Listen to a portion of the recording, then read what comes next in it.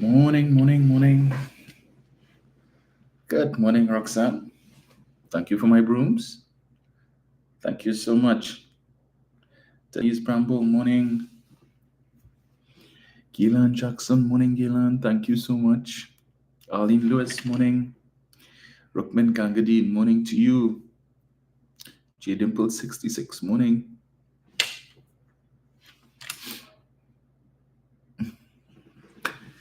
Roxanne, who's short neck? Natalie F, morning. Lynette Harris, morning to you. Alberta Sampat, morning. Carol Boyce John, 123. Good morning. Annette Beard, Pauline Buckmeyer, Ria Ed, morning. Diane Charles, morning, Diane. Diane, I haven't forgotten you. I'm a CBI. I'm supposed to have an interview with Google. I think possibly tomorrow.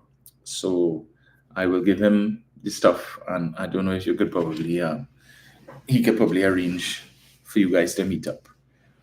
Sarah Richards, morning. Margaret Thomas, morning to you. Carol Myers, morning. Yes, Carol, it's a sunny morning. This heat these days, pressure. John Cato, morning. Primary netball, morning to you. Random Pear, morning, sir. Donna Walcott, morning. Oria Gani, morning to you. Roxanne, you're wicked. Shah, morning. Pamela O'Connor, Leland Patrick. Mikel, morning to you guys. Macaroni Tony, morning to you. Annette Neptune, think for yourself, morning. Listra Sydney, morning to you. Leon Joseph, morning. Patty Kutu, Christopher Coffey, morning to you. Anis Hoyt, thank you, Anis. Thank you, Carol. Joycelyn Small White, morning to you. Christopher Coffey, Nadia Lewis Dixon, Dexter James, morning. Thank you, sir. Deborah Duranti, morning. Anton Batiste, Francia Panchu, morning. Alison Boyce, morning, Alison. Jenny Joseph, morning. Judy Bowen, morning to you. Nadia Lewis Dixon, morning. Nadia says, we missed you. How come not? Well, I guess you could probably play it back, Nadia, on well, I don't know which station we were on. I'll check it out. Gemma White Isaac, morning. Elizabeth Jones Alvarez, morning. Caroline Augustus, morning to you. Morning, Dish. Mop, morning. Miss McNichols, morning to you. This is 6:45. So let me jump into it. I'm a little tired, but we're getting there, almost to the end of this campaign. Right. So last night we were in La Joqueta, the constituency of Foster Cummings, La Joqueta Talparo, and I must tell you, La Joqueta was on fire. The Red and Ready Army was out in full force. And what a time we had. Oh, okay, all right, gotcha. Yes, so every time the UNC sees these large crowds at PNM meetings, and you look at the commentary of the supporters, it's always about the CPEP workers and URP workers get paid. I don't understand. When they have their meetings and they're bussing and maxing the crowds from all over the country, we don't tell them nothing. We know what it is. Persons who are in the belly of the beast have told us that is what they do. Rodney Charles told us that. Rambali told us that. Devat Maraj told us that. In fact, on my way to the meeting last night in La Joqueta, I would have seen a maxi in my area parked up, waiting for supporters of the UNC to join them so that they could go wherever it is that the meeting was.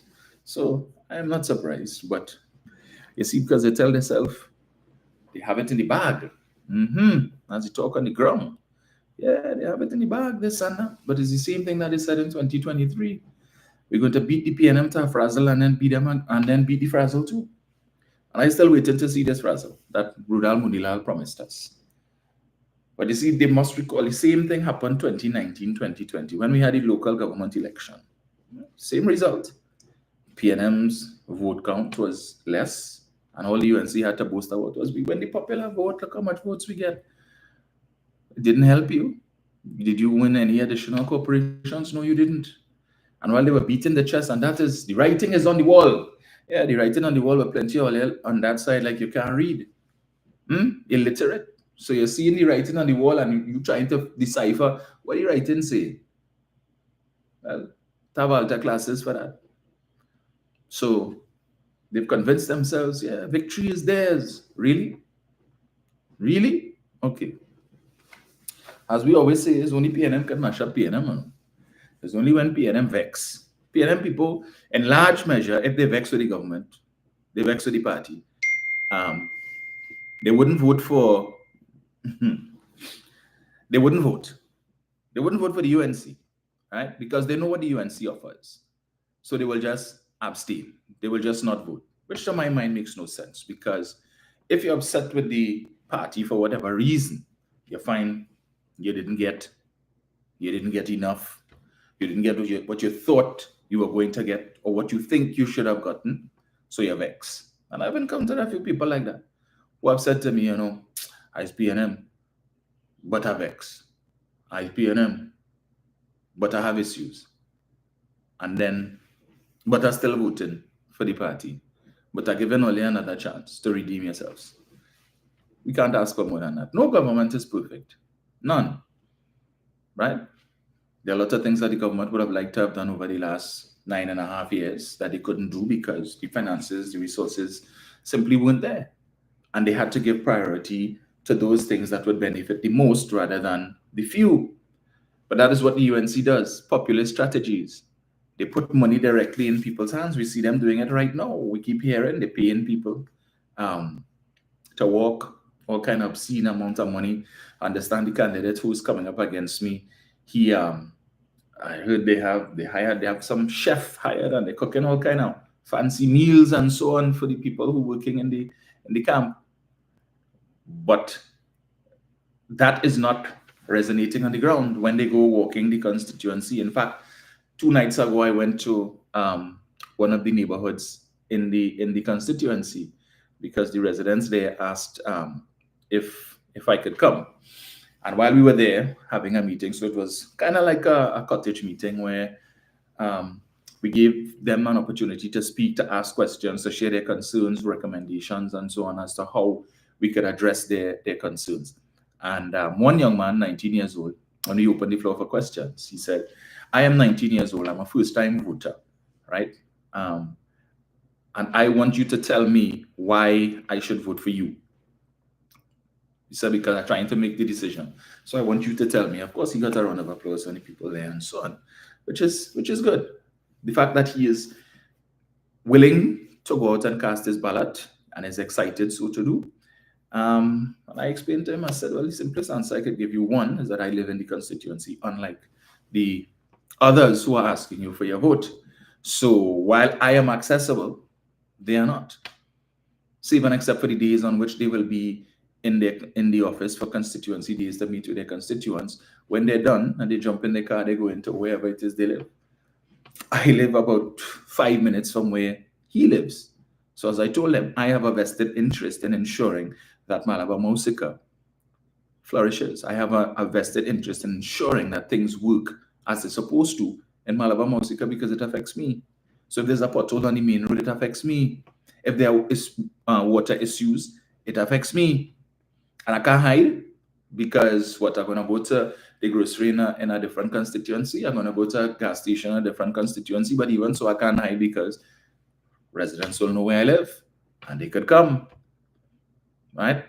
Well, long story short is that after the conversation, he has decided to give me his vote. We had a short conversation after he told me the UNC candidate would have come unannounced the day before.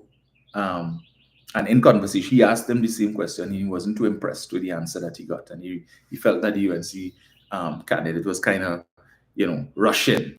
So he just passing through. But whose fault is that? Your leader waited until the last minute to announce you as the candidate. Okay? And gave you basically 3 weeks to walk the entire constituency and meet the people and try to convince them to support you. I have been working for 9 weeks, right? 9. And I still have a lot of areas to cover.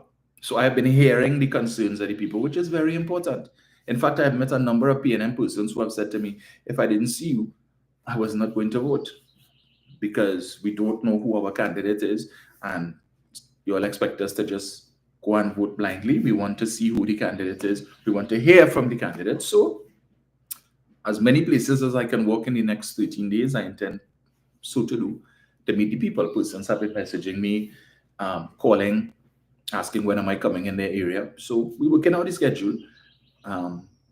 So don't worry, we'll be coming your way very soon. And if I don't get to meet you or to see you before the election, rest assured we will come after. All right. So last night I saw, let me see here. So once again, Kamala decided to make a pass through the political cemetery. But instead of looking for corpses, now she's looking for fossils. So apparently she has become a paleontologist because she dug up a fossil last night in the person of John Jeremy. Surprisingly, or not, I think maybe the PNM needs to start examining horns. All right. This is a man who served as Attorney General under the Patrick Manning administration and happened to find himself. So I also saw Kennedy Swarat Singh was also there, sitting in the front. So the whole geriatric line, Mr. Warner, Jeremy, Kamala, Swarat Singh, the only person who was missing, I think, was Kojo. Yeah? Whole geriatric line up in the front. And she expects, so John Jeremy is supposed to have an impact here, and people are supposed to be, oh my gosh, half of these people who they're digging up from the political cemetery, let the dead rest. You keep going back to the political cemetery looking for necromancy while people who are current, all right, leaving their party and coming across on this side. She going to the political cemetery. People, John Jeremy has been out of the politics for so long that half of the young people who going to vote for the first time, ask them who he is, they don't have a clue. Who? John Jeremy? Who is he? Where he come from? What is his claim to fame? I looking at the man last night, looking like a cross between Festa Adams and Frankenstein. No disrespect, but that's how the man looking. Come now, man. And talking nonsense about Trinidad and Tobago has not progressed in the last 10 years. Absolute rubbish. So how has the UNC progressed in the last 10 years? What has the UNC done? And I would love for him to answer that. What has the UNC done in the last 10 years to convince you that they will do any better than they did between 2010 to 2015? What have they done? As a former legislator, someone who was in the parliament and served as Attorney General and understands, somebody who would have crafted legislation as it pertains to issues such as crime, you would have had the opportunity to look at what took place over the last 10 years, especially when it came to issues of legislation pertaining to crime, that this government would have attempted to put in place to be frustrated by the UNC.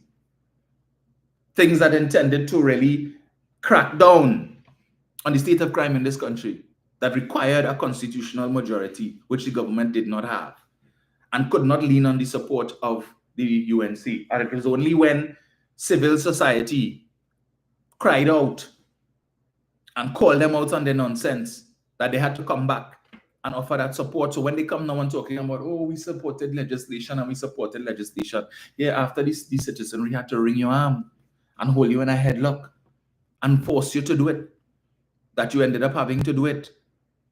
So to see Mr. Jeremy, let me see if I get this thing here. Let me get this here. So I saw that piece of nonsense just now, but give me 1 second.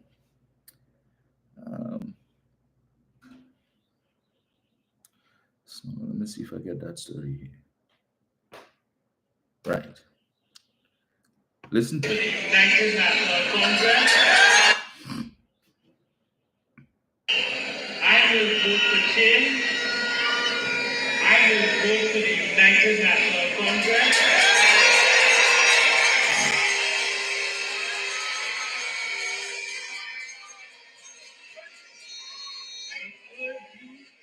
Ask your friends to do so. I will. I urge you to ask your relatives to do so. I will. I urge you to ignore the race war and those who will divide us on the basis of race. Give yourselves and your children a chance to change your future. God bless everyone. You heard him? He will vote for the UNC. And tell your friends and your family to vote for the UNC, and he will. He intends to tell his friends and family. And many of his friends and family members are PNM. And I hope for everyone that he tells or tries to tell or encourage to vote for the UNC should hit your back and slap for talking rubbish, nonsense, shameless.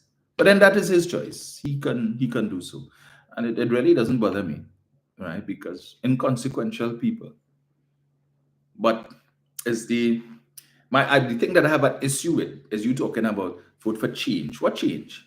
That was the same message they came with in 2010, vote for change. But Pandey told us, all you get small change, short change, no change. But he coming to tell you vote for change. The man struggling to talk, stand up there and only rocking back and forth. Rocking back and forth, but Kamala can help him. Right? So he probably need her security detail. So whoever help her up on stage should have been standing next to him too. To hold him up. Can't talk for too long. But I wonder who initiated that contact, if he reached out to them or they reached out to him. But as I said before, the PNM needs to examine horns, right? And find out, yeah, who are the traitors and the Judases on board. But that's okay. In every party you will have that. But what change you're talking about? What change, really, Mr. Jeremy? Rudang Munilal is a change? He's still there. And all of them who she purged from the front line, people like Ravi Ratiram and Arnal Ram, ask yourself, why did she do that? Why are they not standing as candidates for the UNC in this election? She defended them to the hilt in 2020 when the media asked her about it. The situation with Ratiram and allegations that were swirling in the air at the time about human trafficking and prostitution and the like. On nomination day, when they met up with her and they asked her about it, because there were rumors swirling that she was going to remove him on that day and replace him with Rishi Tripathi, an attorney from South who I played for you all one time here. And she said, I have full confidence in all of my candidates, and they went ahead. She had full confidence in Arnal Ram, despite the fact that there was a newspaper article that told us he was fired from 2 public utilities companies. She still went ahead. Ask yourself, why are they not standing as candidates in this election? So you lost confidence in them?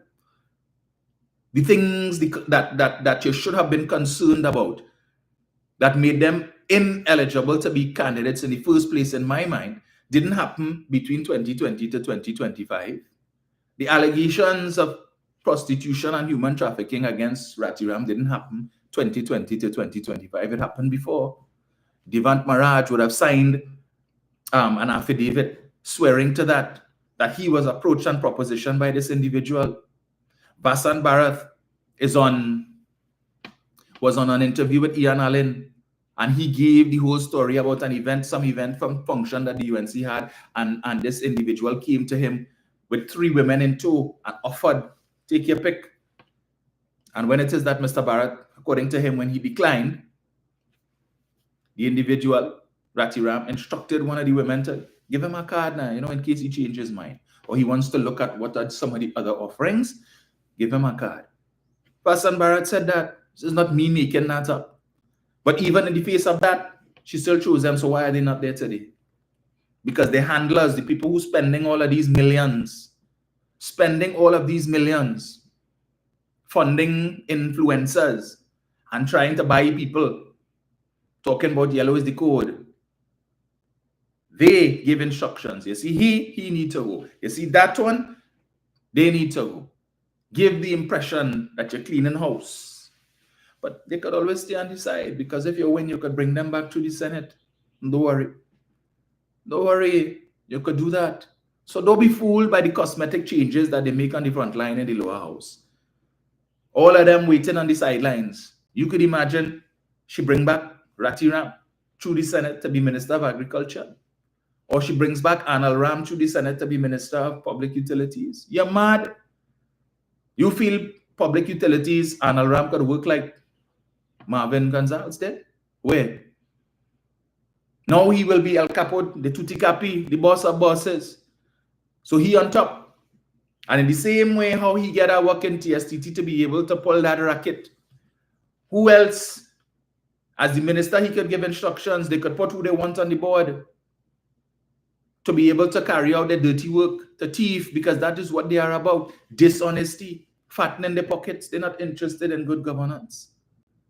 We keep asking them the question, where the money coming from? All of these sweet promises that you're making, you will do this and you will do that. Where the money coming from? They can't tell you. So we are seeing that Stuart Young continues to engage with the US as he promised. While they're saying Dragon dead in the PNM camp, we're not saying that. We are saying Dragon is in stasis for the time being. The gas there, it ain't going nowhere.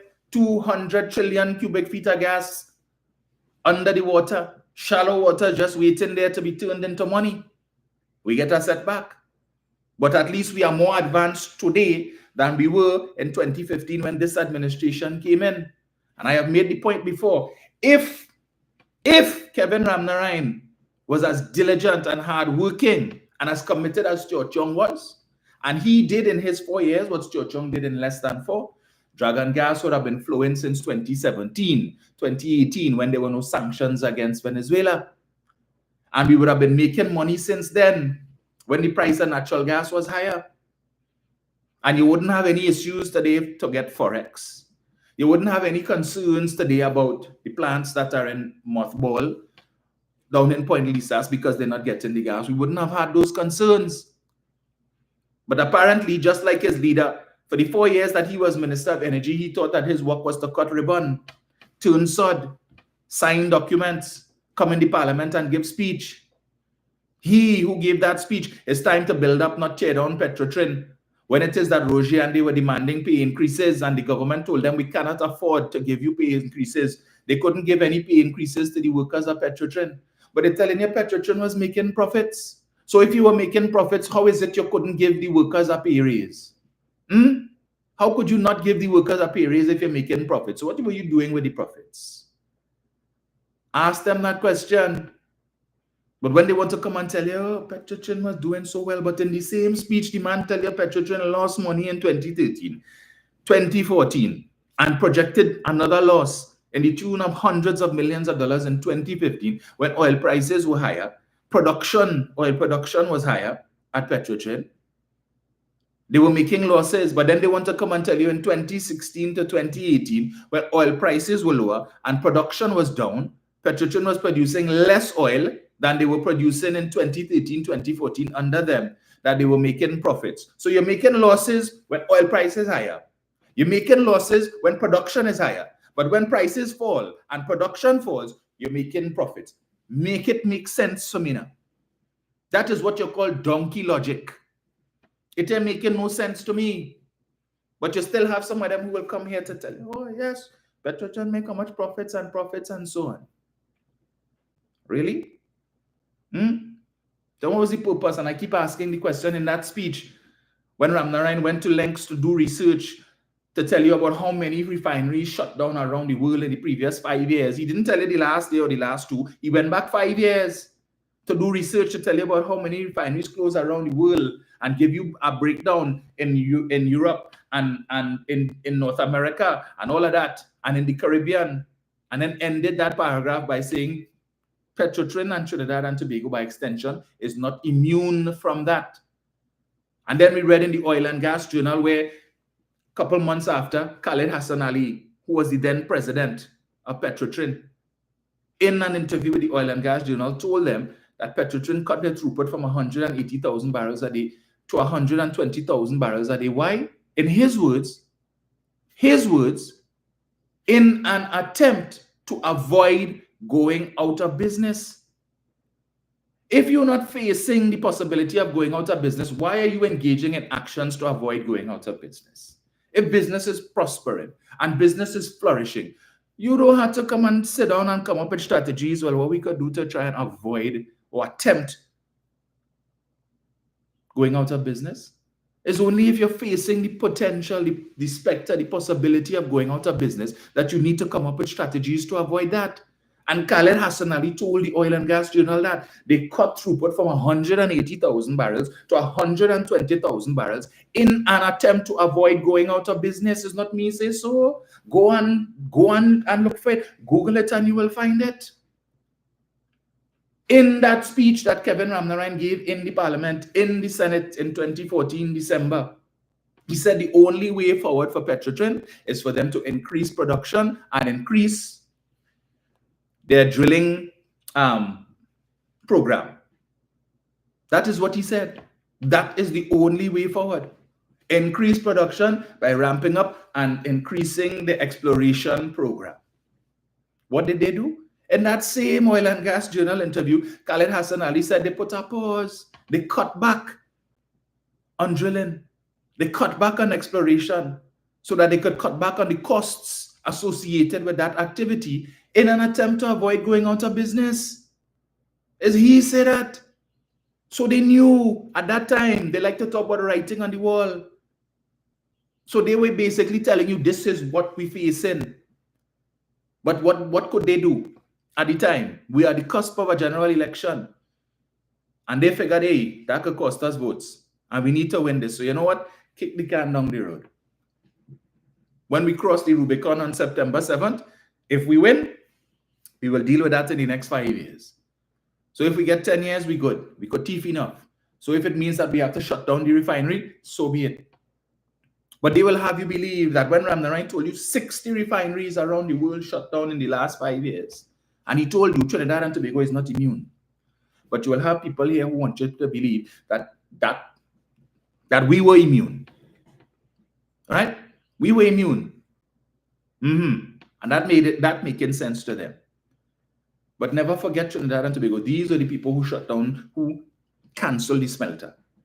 These were the people who told you the smelter will give you cancer and kill you. You will get cancer and you go dead. Right? We should have had 2 smelter plants here, Alcoa and Alutrin. The reason why neither one of them are here today is thanks to that party that is asking you to put them into office. On both occasions, what did they do to replace it? So when they want to come and tell you, PNM was supposed to diversify the economy, what did they do to diversify the economy? The supporters will come and tell you, well, they only had 5 years. But you all expected the PNM to diversify the economy between 2015 to 2020. They had the money. This administration didn't. This administration had to find money to deal with COVID. They had to find money to pay salary relief grant, income support grant, rent relief grants, all of these different things that they did not cater for our budget when the budget was read in October of 2019. They had to go and find the money for that. So again, what did they do? Stuart Young went hard. Since under Mr. Manning, we were going after Dragon Gas. And were it not for the citizens of the United States of America in November the 5th last year making the decision to make the wrong choice, we would be well on our way to Dragon Gas flowing next year, because we saw recently the article that came out that said Shell was pushing for first gas on Dragon, not 2027, but 2026. Stuart Young became Minister of Energy in April of 2021. April of 2021, and just less than 2 years later, we were able to get an OFAC license. We were able to sign a 30-year license, to get a 30-year license from Venezuela for Dragon, and the license for Coquina, Mannequin, and so on. We were able to get them to agree to delink Manatee and Loran. As Mr. Young would have pointed out on many an occasion, that is not normal. Normally around the world, they don't delink. You have to develop the whole field as one in joint enterprise, because you can't separate Venezuela gas from Trinidad Gas because the gas doesn't speak Spanish. So when it is you bring it up, you can't say, hey, listen, make sure you hear no English, no Spanish speaking gas there. It hissing in Spanish? All right, put that back. That is not Trinidad Gas. We're only looking for the English speaking gas. It don't work so. But we were able to do that. But when it is the supporters of that party talking about, oh, they were in negotiations with a narco trafficker, all they're doing is repeating the talking points of the leader. Maduro is a dictator, and he's a narco trafficker, and he is this, and he in corrupt cook up with Rowley and Jindal, all manner of things. But understand, as I keep telling you all, Donald Trump is only there until 2020, the 20th of January, 2029. Based on the current constitution, he is required to depart. And there is no opportunity for return. Albeit that they're talking about they go find a way for him to run for a third term. But even if he does, I don't think his current policies, I don't think will impress the American people enough to give him a third term, because we see in all of the protests that are taking place around the United States based on policies. But that is a clear-cut example. They would have seen what a first term brought. They know what a first term brought. But what did they do? They say, well, you give him a second one. He learned from his mistakes in the first term, and therefore he's a shrewd businessman, so he can save the economy. Right now, we're paying too much money for eggs. The cost of living is too high, and he will bring it down because he's a shrewd businessman. And we know he will deal with immigration because we have too much immigrants coming into the country, and we want the immigrants out. And they voted for that. And then he made good on his promise to deal with immigration. So we saw some persons who have been in the US legally, protections that were granted to them under previous administrations revoked. And persons now who belong to the immigrant community have gone into hiding. And it is affecting the farming community, the agriculture community, because these are the places where these persons worked. So in the earliest, we hear farmers complaining that their workers are not showing up. When I went to Florida back in February, and I went to my Bank of America, and the banking hall was uncharacteristically quiet, empty. Normally when you go in there, they have the seating area, and you will have people speaking Spanish, waiting to see a customer service rep. Empty. So when I asked my friend, the bank manager, I said, what's going on? She said, well, most of our customers are immigrants and they are afraid. So they're not coming in. So we are encouraging them to, as far as possible, do online banking. They're calling us, letting us know what they want and so on, but they are afraid to come out. And of course, that is now impacting on the US economy. We've seen the impact that it had on the stock exchange, which will affect our Heritage and Stabilization Fund, because we have a lot of investments on the US stock market. We have a lot of investments in US equities. So I imagine soon when the next report comes out, the report for March, first quarter, we will probably see, some shift. But that is going to impact sovereign wealth funds around the world. But then again, because some Americans decided to vote for selfish interests. And we are seeing the same thing here, where some people who are suffering from didn't get want to vote for selfish interests. So when it is that I could see people who I have known for years, persons that I thought were principled, posting nonsense on Facebook about they don't care what Kamala did between 2010 to 2015, and this is the worst PNM government, and people suffering and all of these different things. I know that my friend list is going to cut down drastically following the election, right? Because you contributed to that nonsense. And I wanted to say to Mr. Jeremy that should they be successful on the 28th of April, and within 6 months or so, we see 2010 to 2015 on steroids, don't complain. Don't complain, hush your mouth. Sit down on your rocking chair and take it for the 5 years. And to all of my colleagues who are advocating and talking about yellow is the code, it was the same thing happened in 2010. Coming and telling me nonsense about something different, something new, let me give them a chance. And if it don't work, we could go back to the PNM in 2015. I did not need to see them in operation to know what they would bring. In fact, it was worse than I thought. But I knew what they would bring because we saw 1995 to 2001, the same actors. They have no morals. They are as unprincipled as they are corrupt. And ask yourself why it is they're spending all of this money. Nobody works hard to accumulate all of these millions of dollars and then just spend it just so. There is an expectation that they will get it back and get it back tenfold through contracts. You all saw in 2015 when they lost the election, they had the contract mill at the EFCL, a back room, 3 young men backdating contracts for which these contractors were already paid. They already received the payment advanced ahead of the contracts being signed. And so they were backdating contracts to go and have it signed and to present it to the contractors so they could now come to the EFCL and come to the government to say, well, look, I have a contract here and we are yet to receive payment for it, but we did the work, so you're looking to get paid twice. That is the racket that these people were running. That is why in September of 2015, when this administration came in, that is why Joala Rambaran could have told Colmimbut, I'm turning off the tap, you only have enough money left for 3 days.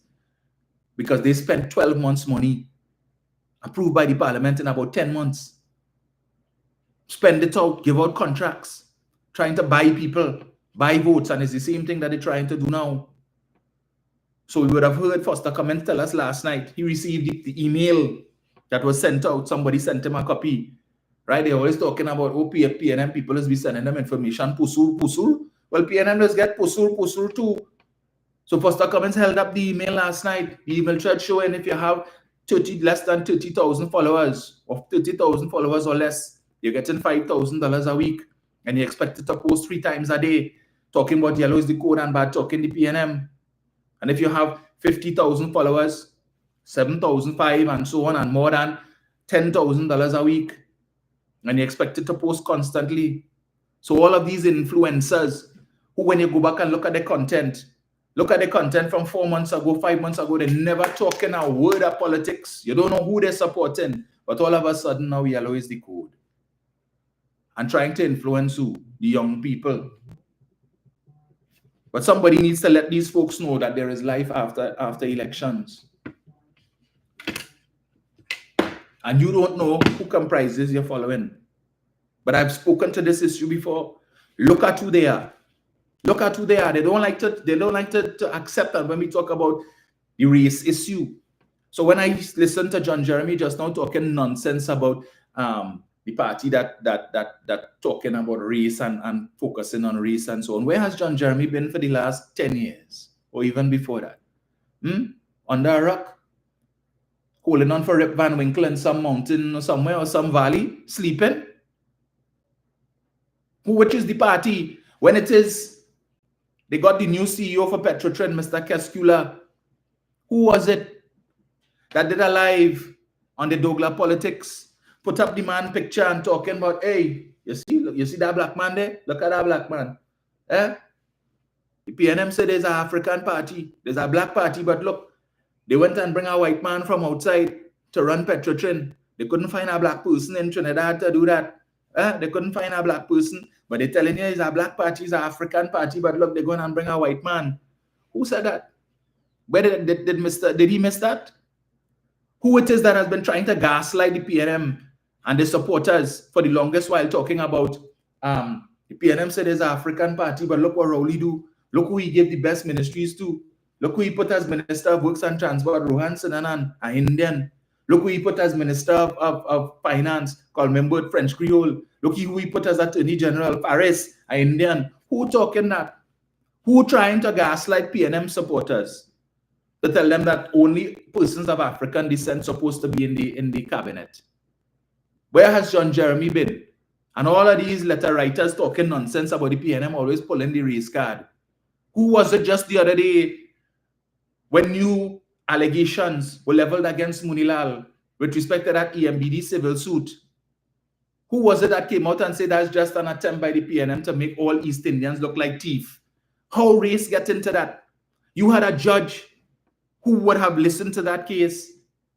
That judge is not East Indian, he's not African, he's Syrian. Justice James Aboud. So he had no horse in the race.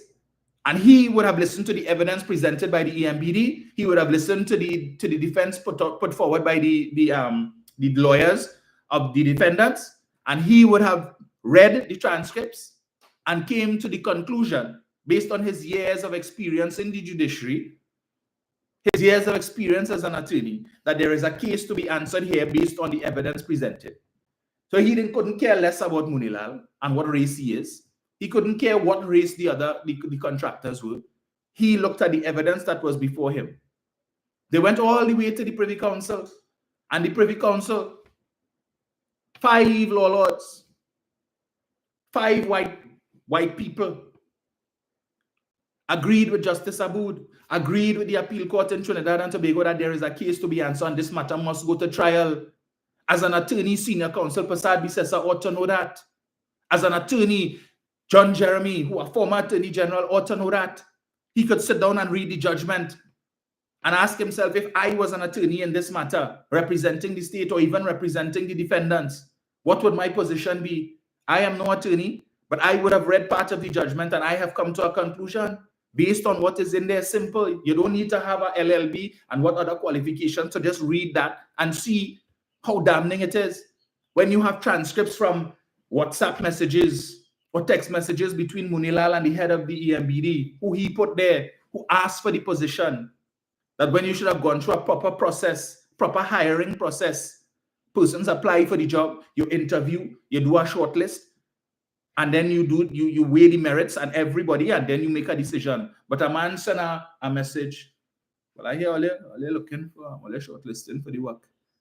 I would like to ask for the job. I want to ask for the job. And you realize he's pliable. This is somebody that we could use to do our bidding. And he get the work. And then he's happy. He expresses to you how happy he is to be part of the team. One of the boys.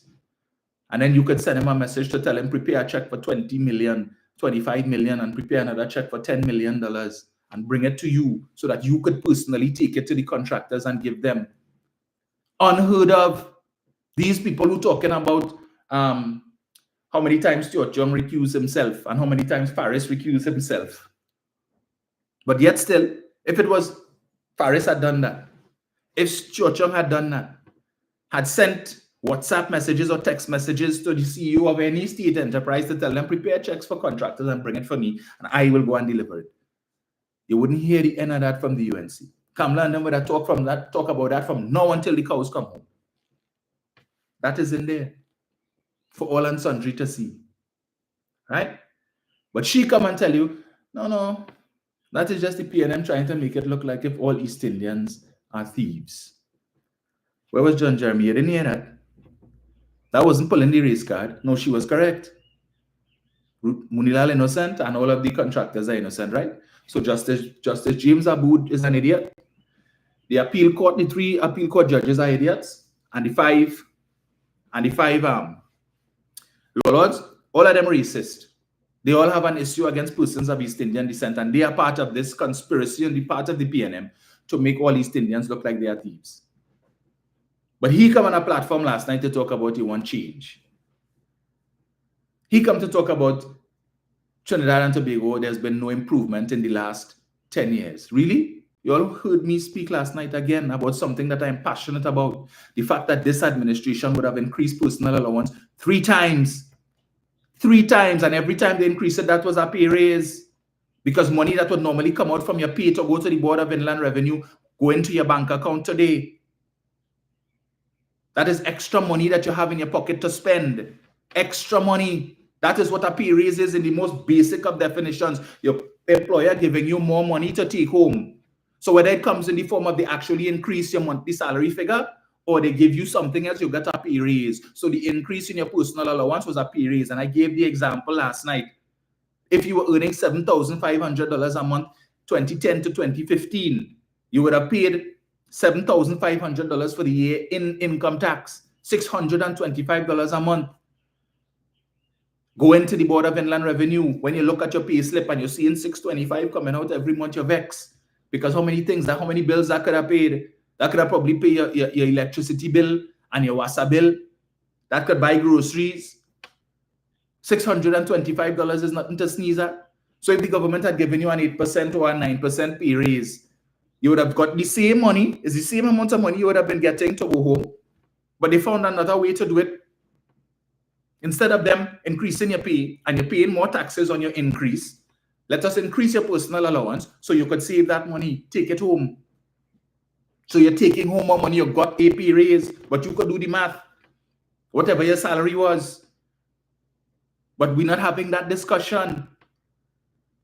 And therefore, the government needs to bring that out more to remind people of that, because even the economists and so on are not discussing that.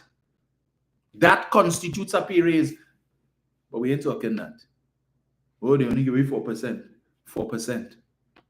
That increase in your personal allowance, as I've said before, and it's not only public sector, it's private sector too. So the private sector worker who getting bonus, who getting profit sharing at the end of the year, thanks to this administration, you're paying less taxes on your bonus and your profit sharing than you were paying between 2010 to 2015 when your personal allowance was 60,000. So the government gave a pay raise across the board, public and private sector workers benefited. So when the UNC only championing the cause and talking about we give public servants 14%, what did you give to the private sector? What did you give to the private sector workers? It's the same cost of living. They're going to the same groceries. It's the same price they're paying at the pumps, the same everything. What did you give to them? You could talk about that. Yam man was saying there, June, his obsession with yam. Somebody get the man some yam now. Sends the man some yam now. Go or some yam seeds or something. This thing is yam, yam, yam. Sickening. But he is one of them enjoying the increase in personal allowance that was given to him by the Keith Rowley administration. So he could use that extra money to go in the market and buy yam and put the yam wherever it is he wants to put it. Right? Ungrateful. Enjoying the benefits that this government gave you. Reduce VAT from 15% to 12.5%. The only reduction in VAT since it was introduced under the NAR administration. Only one. No other government gave that. I've given you all the examples. If you feel 2.5% is small, go and buy a brand new car and work out how much that 2.5% is on the price of that car. They call Trinidad and Tobago Vessel Nation. Everywhere you look, vessel come like wet man now. Everybody buying car, but we suffering. You're going to the new car dealerships to order a car. They're telling you, well, you have to wait 3 months and 4 months because the shipment that is on its way already booked up. Every single one of them. So you have to wait until the next shipment comes in so we can put in the order for you. I told you about my friend who made an order for a vehicle in October last year, the new BYD, and he only got it about a month ago. Look how long he had to wait. But we suffering. We have no money. We eating grass. Things hard. This PNM government wicked. The country has never been this bad.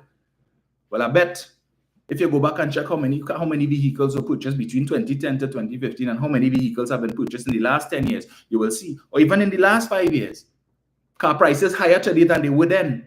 But we're suffering. We can't make ends meet. But as soon as Frontier Airlines reach here, first flight out, full. Trini's going to Puerto Rico, where we're suffering. We can't put food on the table, but we can have money to buy a ticket to go to Puerto Rico. We have money to pay for hotel and resort stay in Puerto Rico. Again, as I say, I have no problems with how people spend their money. You know, you work hard for it. My issue is when you're pretending that you're suffering and things hard, but the reality is you all want to spend your money on what you want to spend it on. Nothing wrong with that. But you don't want to spend $600 or $650 for the year on property tax. Right? You find that's too much money. It was 3%. The government bring it down to 2% to help all you because they say, look, these are the issues. But I walking around the constituency and people complaining. They want the drain fixed. They want the drain clean.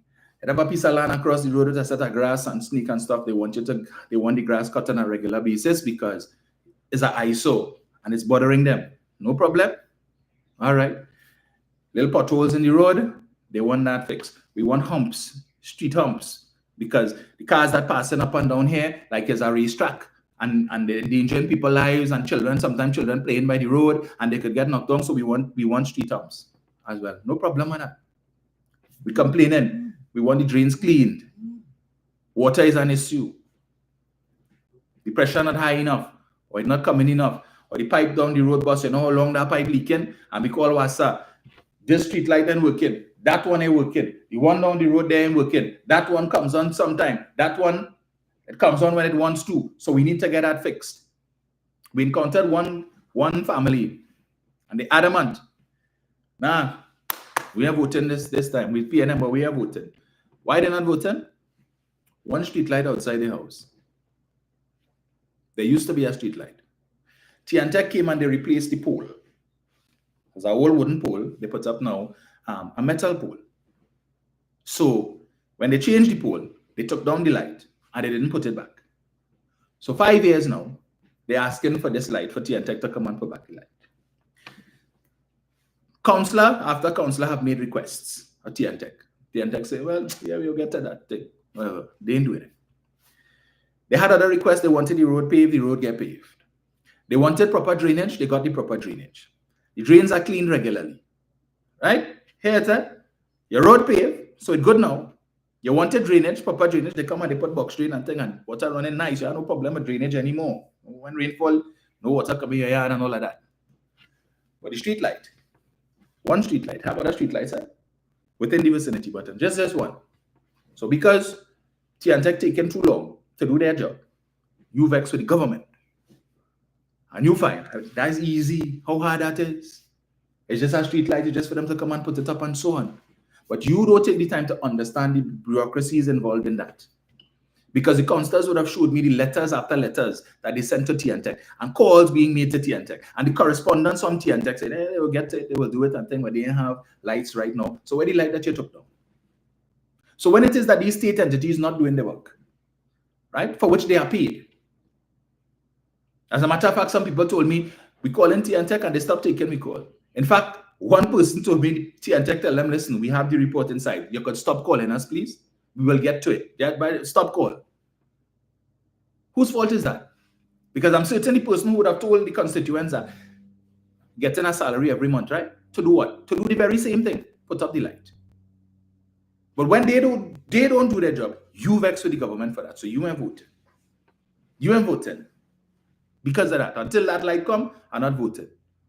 So then if Tiantec come and put up the light after the election, what are you going to do? Say, EBC, well, I didn't vote in on April 28th because I was waiting for the Tiantec to come and put up a street light, and they come and put it up now. I could cast my ballot now. There's no election. You have to wait until 2030 to cast your ballot. And then what? You want the council to come here, go come and walk around and come and see if it. Did you vote for that? Your vote is very important. So you tell me you're voting because you didn't get the street light. If you get the street light after the election now, so you're happy. But you come in, but we want to see you more often. Now we want you must come and walk around and thing and see if what else we need. You want me to come and see what else you need? Okay? But you want to hold your vote hostage for something simple. But then to come to make demands. You had to do this, and we want this, and we want that, and we want. But you didn't vote for that. You didn't vote, period. So what is your level? Just say, well, I'm a constituent and I'm entitled, I'm paying tax. But plenty of ain't paying no any more income taxes thanks to this administration. So then what? These silly things that some people want to withhold their vote for. Amazing. Amazing. So that the people who coming out, who telling you, yes, I've accepted, but I will still come and cast my ballot because I know what that other side offers. I know what the other side offers, and I cannot live 5 years under them. To thief. I cannot enjoy another 5 years of the Prime Minister, whose physical condition is now worse than it was before. And understand that as opposition leader, she doesn't really have to come into Port of Spain often. Okay? When Parliament was in session and they have parliamentary sessions, okay, she would have to come. But a lot of the time she wasn't there, she would miss.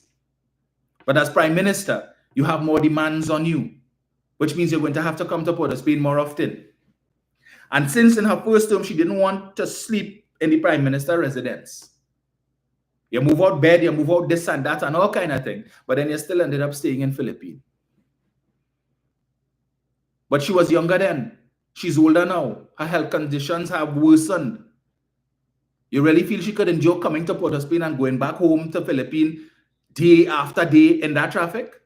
Never mind it ease up a little bit with the expansion of the highway done by this administration, by putting in a third lane, and they have these persons have seen the improvements. Some of them have been so gracious to come on social media and talk about it, that the improvements that they have seen in terms of the traffic time. But she can't endure that. Coming to Port of Spain once for the week, twice for the week, no problem. She's making an exception now because it's an election campaign and she has to go.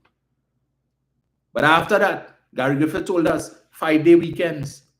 5-day weekends when you were younger and stronger. Now you don't have that.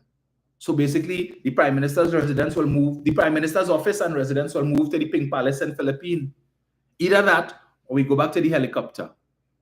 $6.1 million spent. That is more than $1 million a year was spent. So Kamla Prasad-Bissessar could drive from the Prime Minister's office, which is about a 2 or 3 minute drive from the official residence where she should have been staying for the entirety of her tenure. Where they say you can go down to your house every now and then, spend a weekend. But every single day, helicopter ride. Helicopter land, Queen's Park Savannah opposite the president's house. And how shameless, every day, helicopter picking you up. And when you look across, you see in president's house and the condition that it was in. Collapsed. You put up a big canopy. You promised the president at the time that before he demits office, that will be fixed. Never touch it. 5 years, 3 months, and 14 days, a disgrace. One of our heritage buildings. People will leave Trinidad and go all over the world to see those countries' heritage buildings. Yeah, you go in England, boy, I had to go and see Buckingham Palace, yes? Yeah, boy, I had to go and take a picture in front of Buckingham Palace. I had to go and take a picture in front of Windsor Castle. I go into Washington, I have to go and take a picture in front of the White House. But in your own country, our heritage buildings, in total disgrace, dilapidated, and you wouldn't advocate for them to fix it. When the tourists come here, the maxi and them at a pass street. Shameless to go and take a picture of that collapsed building. What building is this? Oh, this is the president's house. Really? The president lives there? Well, living behind in a cottage. Because no priority was given to repair. Today, the president lives in the main house, having been restored by this administration for $80 million less than what they had budgeted to spend. $80 million less. Let's take that into account. Right? That is what they told us. Just like they told us the Brian Lara Stadium would cost $190 million to finish. This government did it for 89. But they accused this administration of wanting to thief. Right? People like Deva June. Unpatriotic bastards. That's what they're advocating. That's what they're advocating. Yeah, to bring them back, to spend that kind of money. Took the exchequer account from 10 billion in overdraft to 33 billion in permanent overdraft. What they have to show for it? For 5 years, 3 months, and 14 days, you left government campus empty. When you could have moved ministries into there, which was one of the first things that this administration did, and cut the rental bill significantly. So when they're talking nonsense about, oh, rent for Paris, this administration building headquarters for the Ministry of Social Development and Family Services on Chagrin Road. So when that building is finished and they will move out of Faris's building on St. Vincent Street and move into state-owned premises. So Faris wouldn't be collecting any rent anymore for those two buildings on St. Vincent Street, which I will add, between 2010 to 2015, the Ministry of Social Development, the Ministry of the People and Social Development was in the same two buildings. Same two buildings they were operating from, paying the same rent to Faris. Why they didn't move out? Why didn't they do what this administration did and build buildings? Today, you, Mr. and Mrs. Taxpayer, you're no longer paying $10 million to the 1% for the building on Park Street where the Ministry of Health was, renting 3 floors for $10 million a year. Today, the government owns, the Ministry of Health has its own building and they are landlords as well for entities like PAHO and so on who have taken up residence in that building. So your government is collecting rent. They have now gone from being a tenant to a landlord. That is what you call good governance. Not complain about the rental of a building and then when you come into office and you could have stopped the lease because it was only about 6 or 7 months in not even 6, 5 months in force. You could have stopped it and paid the penalty and saved the citizens tens of millions of dollars if you were so against that. But what they did, when they came into office, after they made a big hullabaloo in 2009, 2010, about they rented number 1 Alexander from Paris and so on, Munilal say, well, the issue we had at the time was that Paris was part of the government. And since the PNM is no longer in government, there's no longer an issue with us renting Paris's building. Right? It's not nepotism because it's the People's Partnership in office and Paris is PNM. And that was their defense. And they continued to rent the building, renew the lease, spend $43 million in rent, $5 million in to secure an empty building, and $120 million of your taxpayers' money to outfit the building several times. Every time they decide to house a ministry and then they change their mind, they have to change up the configuration of the outfitting. $120 million. So almost $200 million spent on a building that was never used. But people like Dave Arjun and people like Winston Bachelor will talk that nonsense. He come in here to talk nonsense about the cricket stadium cost taxpayers $1.2 billion. How much did the wastewater treatment plant cost, Winston? You know, the Beetham wastewater treatment plant that is now a pink elephant or a white elephant, Winston, covered in bush, that was never used and is incomplete after $1.2 billion was spent, Winston. And then Rudal Munila had the audacity and the temerity to come in the parliament after they lost election to say, well, the reason why the government don't want to finish it is to spite the UNC, and it will just cost another $500 million to finish it. So it was already over budget. SIS bid $400 million more than the closest bidder that had 50-something years of experience in building wastewater treatment plant. But you give the contract to a company that didn't have 1 day of experience in building wastewater treatment plant. Get the contract and then decide to subcontract the work out. Couldn't finish. $400 million more than the closest bidder. $1.2 billion. But Winston ain't gonna talk about that. And then come to say you need another $500 million, $1.7 billion for a wastewater treatment plant that we can't use, never use, because somebody come up with a brilliant idea as to how we could thief more. The man who got the contract, where is he today? Has been hiding out in Panama for the last 9.5 years and probably sit down waiting patiently to see what will happen on the 28th so he could pack his suitcase and come back home and continue to receive contracts. But people like Winston and Dave Arjun wouldn't talk about that. They support that. That is the kind of nonsense that they support, and coming here to pretend as if they're about good governance. I want to ask Winston, that $88 million that they spent for defense at Golden Grove Prison, drive up Prison Road, they mightn't let you reach too far, but I had the privilege to be able to drive all the way up inside to see a client of mine. There is a big space, a big chasm between where the fence begins and where the prison wall is. In between that space is a car park. There is no nexus between the fence and the prison. That fence, the only thing it guarding is bush. The compound inside has never been used. Never been used. But $88 million of taxpayers' money was spent on that. But people like Dave Arjun and Winston will come and tell you, if the PNM had done that, they could tell you a whole running list of all the other things that the government could have spent that money on, to buy hospital in the bed and hospital beds, and to buy medication, and to buy laptops, and to give food cards. But they have no problem with $88 million spent, and the only thing at garden is bush. Nothing. Nothing. Dave Arjun, I'm going to tell you something. I don't normally block people, but you see when you start to get disrespectful like that, right now, you're one comment away from being blocked. Test my patience this morning. You continue. Anyway, as I was talking about, you see when the argument is lost, right? That's what the fools do. They come with personal insults because they can't handle the truth. And the only reason why I haven't blocked him is because he's here to hear the truth. That's the only reason why. So we continue. $175 million spent for Eden Gardens, Caroni land. That was valued at 52 by the state valuator. The government valuator, the government paid a private valuator who said it's 52 million. But the owner of the land, who bought the land less than 12 months before for $5 million, paid $5 million for it and offered it to the state for $200 million.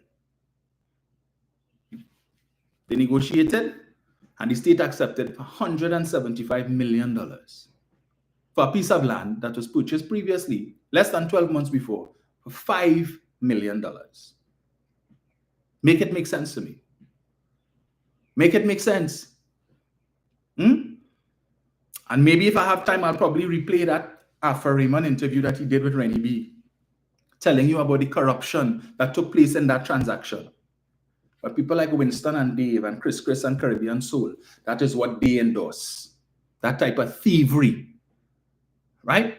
But had it been the PNM accused of that, he would have been here. You see, the same way he's talking about the yam, he would have been talking about that. But because the party that he supports would have perpetrated that fraud on the citizens of this country, he has no problem with that. These hypocrites who come to tell you they're about good governance. $330 million spent for an old warehouse up in Santa Rosa, for a detention center to detain the young African men who they're so concerned about during the state of emergency, right? $330 million. Jack Warner is on record as having said that warehouse was offered to him for $17 million by the late Bernard Dulal Whiteway. And Jack said to him with that, he countered with an offer of $15 million and Bernard said no. So Jack said he was surprised to see afterwards when the government purchased it. Between the amount of money they spent on rent and purchase, $330 million. You know how much beds that could have buy? That could have built a hospital too. How many laptops that could have buy? They always love to tell you what all the other things that money could have been spent on. The Red House, their budget was $950 million. This government did it for $441. $441 versus $950 million. But people like Winston and Dave Arjun have no problem with that. They would have preferred the $950 million to spend. And applaud that. Yes. They accuse the PNM of being the party of the 1%. They only care about the 1%, but I remind you, it wasn't the PNM that gave one member of the 1% 4 acres of land in Chagaramas, bulldoze the crops of the Guave Road farmers, heap up the people crops in a corner under a tree, crops that were ready to be harvested, sweet potato, okra, plantain, all these things, bring in a tractor, because the people said we're not giving up our land. We have been farming here for over 50 years. Well, all right. You have a man who need that land to build a car park for his water park, right? We develop in Chagrama, so all you need to go from here. Bring the tractor, bulldoze the people crops, heap it up in a corner and tell them, well, see what all you could salvage there now. We won 91.9. You all recall under the Sunshine Hour, and Richie and those guys came into the studio and told us about that. We had big men coming into the studio on 91.9 and crying after they did that to them. 4 acres of land, prime real estate, $1 a year for 30 years. $1 a year for 30 years so that he could build a car park to hold 1,000 cars, and then he would lease the car park to the CDA for $900,000 a month. Yes, $900,000 a month. So he would keep a few spaces for himself, for his facility, and the rest lease it out to the CDA. So multiply $900,000 a month by 12. That's almost $11 million that he would have been receiving every year for 30 years. Whether the car park spaces are used or not, the CDA is take or pay. So you need to make sure that those car spots are filled so that you could earn the money to pay me my $900,000 a month. And whether it is they use the space or they don't use the space, find my $900,000 a month to give me. All right? And out of that, $11 million for the year, I will hand you $1. As a matter of fact, I'll pay you $30 upfront for the 30 years. And pay me. But the PNM in the back pocket are the 1%. It is the PNM that when they came into office would have challenged those leases that were given out in Chagaramas. 15 of those leases went to court. The water park. When it is that the evaluator said the rent, the lease cost for that land should be $500,000 for the month. Because if you could lease out your car park for $900,000 for 1,000 car spots, or not even 1,000, because minus what you take for your facility, $500,000 a month should have been the rent for that 35 acres on which the water park is. How much UNC tell them? Take it for $3,500 a month. $3,500 a month. He paid for 35 acres. But leasing out the car park for $900,000. And that is what Dave Arjun will tell you is good governance. That is what he will tell you. Sharkville Beach, you could have free up yourself and go. What is the situation with that now? Lower down the road, they give a man a piece of land closer down to the mega farm that Mr. Manning put in place, the Manning administration put in place to diversify the economy or start the diversification process in agriculture.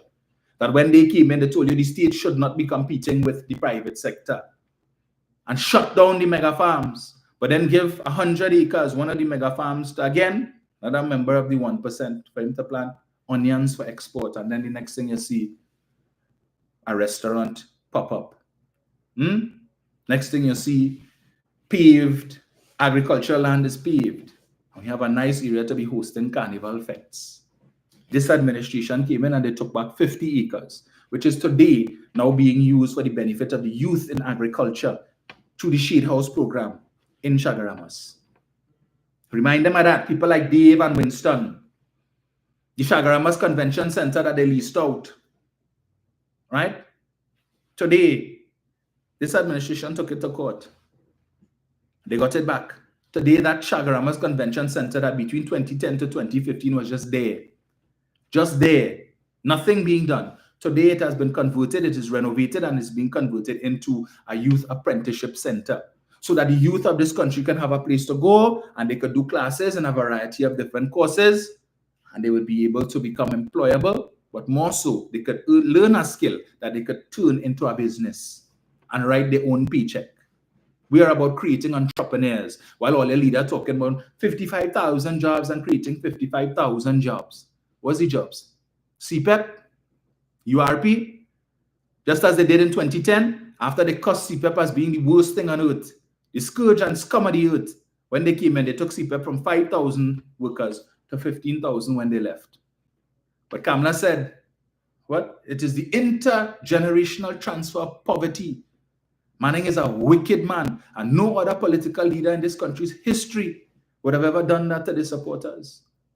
You condemn them to a life of poverty. Anand Ramlogan says a loveless thing. It was never the intention of the founding fathers of the PNM to see PNM supporters cutting grass at the side of the road. They were supposed to be driving in air-conditioned cars and looking at the supporters of other parties cutting grass, not them. That's what them say. And then you increase it from 5,000 to 15,000. So what was that? That wasn't the intergenerational transfer of poverty. Because you realize, hey, another way to thief. Then we give away people CPEP contracts, let them like themselves. You fired 527 URP workers because you said they were PNM.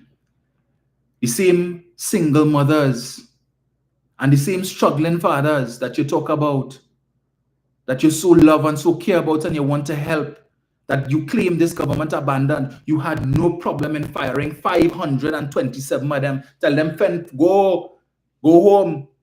Fend for yourself, see how you could make ends meet. That's what they did. These 527 workers ended up getting a lawyer who filed a class action suit against the state, and the state settled having to pay them over $20 million in compensation for what that reckless administration did. But you come in, you so care about the poor. Half of me belongs to you and the other half I give to you. And there have been leaders before me and there will be leaders after me, but none of them will love you as much as I love you. How do you love them? Baby grant, $500 a month to make child. You make and the government will mind. Yes. Yeah, you just be reckless. You make child and the government will mind it. Don't worry. We'll pay for early childhood care, primary school, secondary school, tertiary education, all of that. Talking about we will reopen the gate. Wasted. So here, what you start a course today, and after about 6 months, you decide, I really like this. Now you feel like going to do another course. Yeah, no problem, man. Forget the money that was already put out by the state for that course. You want to do another one? Okay. And you manage to hold on for a little longer. You do this one for a year and a half. I don't think I want to do this again. I'm still young. I had time. Let me try something else. So you abandon that course. The state doesn't spend money for that too. And you just keep going like that, hopping from course to course, and the state spending money until you decide you find one that you figure this is it. That is what they're advocating. That is what they advocated when this government said we need to refine the process. We can't have people hopping from course to course because they can't make up their minds. And money is being spent and wasted. We cannot do that. So pick your course and stick to it. But that is an issue. When this administration said, listen, we are going to fund those courses for country development, the things that we need. People, yes, there are certain courses that we're paying for now that really and truly does not benefit the wider society. People just doing courses because I like this or I like that. But it does not add to the country's developmental goals. So we need to refine the process, and we're looking to fund those initiatives or those courses of study that when these persons graduate, they could contribute directly to the society. They criticize that, but then coming out to tell you the same thing is what they're telling you that they're going to do. So it wasn't good then, but it's good now. Don't be fooled by the promises. All right? Don't be fooled. I told you I see with my own eyes people with money driving Mercedes-Benz, but in Massy stores in Maraval. You know, the big shot Massy store in Maraval, paying for groceries with their food card. And then walk outside with a full trolley and go into a Mercedes-Benz. These are the things that this administration cut away. They tell you, oh, they take away 18,000 food cards and people suffering and so on. I don't deny that there are persons in this country who are struggling, but I could tell you, there are many people in this country who are struggling because of their own mental state, right? They could be in a better position. They don't want it. Because when it is, you can tell me, I'm looking for a little work, but what I could do for me? What type of job you're looking for? If I could get a little work in the corporation, I want a little borrow work. So if we could get something for you outside, like in the private sector or something, nah, but I really want to work in the borough. So you are telling me a job that is going to give you a decent salary, a job that is going to give you fringe benefits, so you're getting health plan, like group insurance, life insurance, you're getting paid vacation, all of these different things that you're getting, right? But because it's 8 to 4, you find there's too many hours to work. You know what that? I just want to work 2 hours, 2.5 hours, if so much, and then go home and lie down in the hammock and for the rest of the day and wait for the fortnight or the month or whatever it is, collect my dust, as they call it, my little small dust. Yeah, I have a little youth there, you know. That's the example that you set in. And then complaining about the cost of living. Some people just don't want help. Because that is how their culture, that is how they were brought up. And I make the point that if I heard that in 2012, 2013, and we are 12 years later, and I'm still hearing that, and the persons who I heard it from in 2013 are now in their 30s and 40s, and you have a whole new generation that has come up and telling me the same thing. What is this attraction to the borough work? Maybe it's time for the borough and the corporations and so on to change that culture. Clearly, it's time to change it because you all have created a monster, right? Working 2.5 hours for the day, you reach them by 7:30, 8 o'clock, you're back home. Madness. And then you're getting a full day's pay for not even a full day's work. And that is what people gravitate into. That's what people want. And then you want to blame the government when it is that they're complaining about it struggling. All these courses that the government have on offer, you heard Foster Cummins talk about it last night. The government is paying you to come and do the course. You're getting a stipend. You are being paid to do it, to learn, to get a skill that you can put in place. When I amongst some people tell me they need a work, I said, so what's your background? What you have any skills? Yeah, well, I could do electrical, I could do air conditioning, I could do this, I could do that. So they have tradable skills. Why aren't you putting it to use? Register business. Register with the OPR. So many state enterprises, so many private sector companies. If it's private sector, you don't need to register with the OPR. But so many private sector companies doing RFPs, pre-qualification. You see them put it out. They're looking to build a database of service providers, small, medium, and large. You could do that. Pre-qualify. Put your name in their database. Try and put your name in as many databases as you can. So when they have a small job that might be suitable to you because your business ain't really grow as yet as you want it to. So they have 2 air conditioning units that they need serviced, or they want to start providing a service to wash the cars for the executives and so on. You could tender for that and get a contract, and guaranteed is every week. When I go to some of my corporate clients and I go into their car park and I'm seeing their vehicles, the executive vehicles being washed. Every time that I go there, these are people who get in contracts for these things. Start small, start somewhere, and you grow after that. Take advantage of these courses, because we don't know if, God forbid, the right thinking, if it's that, you're right thinking. The wrong thinking citizens like Deva, June, Winston, Bachelor, Chris, and Caribbean Soul, should they be successful on April 28th to put that band of brigands and thieves back into the treasury, we don't know how many of these courses will remain. We don't know whether or not they will disband the Ministry of Youth Development and National Service out of spite. We don't know. Just remember when Mr. Manning wanted to set up UTT, Kamla Persad-Bissessars was one of the loudest voices that was against it. She said, we don't need another university in Trinidad. We have UE. Why are we creating a new university to compete with UE? And we have so many private tertiary education institutions in this country. Why do we need the UTT? They were against it. But Mr. Manning saw the vision. When they come into office, all of a sudden, UTT is the best thing, and begin it up as if that was their idea. But you were against it. Never forget, I come back to the issue of the smelter plant. 9,800 jobs were lost because they decided to cancel the smelter plant, because they would have campaigned on foolishness, lies, and misinformation. That is what they did. They told you they would axe the tax, repeal the Property Tax Act. They didn't do that. Came back in 2013 to tell you property tax would return on a phased basis between 2014 to 2017. That is what they told you. Don't forget that. But they canceled the smelter plant after millions of dollars had been spent by the Chinese contractor.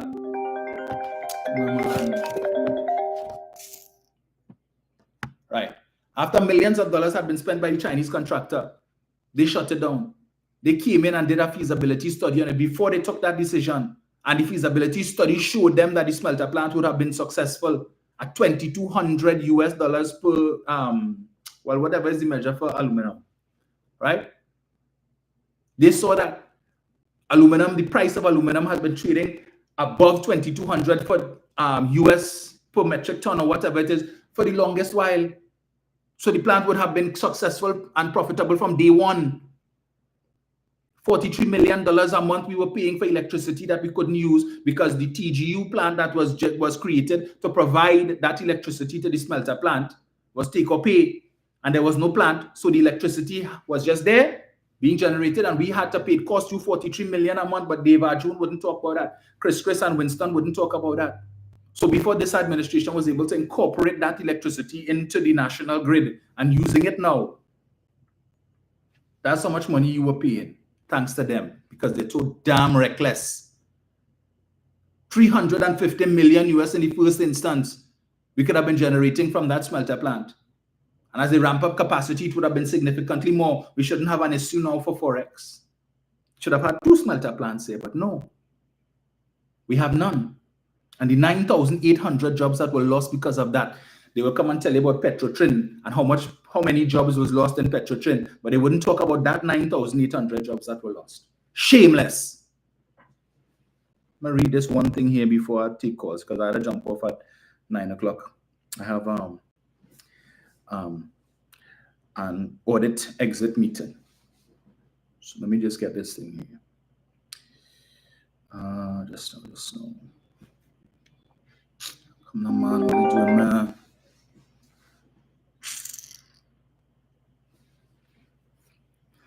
Where is it? Where is it? So, we'll deal with that on another day. Eyewitness to Kamla Persad-Bissessars cabinet. Give me 1 second. I don't know why this keeps happening. by Devant Maraj. As we approach the 28th of April 2025 general election day, it's time to confront the unvarnished truth about Kamla Prasad Bisesa, a so-called leader whose tenure as Prime Minister of Trinidad and Tobago was a masterclass in negligence, incompetence, and betrayal. This is Devant Maraj, who was a senior minister at Kamla Prasad Bisesa's cabinet. Let us not forget that. He was Minister of Agriculture and he was Minister of Transport. All right? As a cabinet member during her disastrous reign from 2010 to 2015, I sat in those cabinet rooms, witnessing firsthand the chaos and abandonment that defined her leadership. I am not here to mince words or to soften the blow. Kamla's record is a disgrace. Her comeback is a delusion, and her frailty, both then and now, makes her utterly unfit to lead our nation. Let's start with the damning reality of her time as Prime Minister. Let's start with the damning reality of her time as Prime Minister. Kamla Prasad Bisesa missed a significant number of the cabinet meetings. Gary Griffith told us that, so we're getting another first-hand account.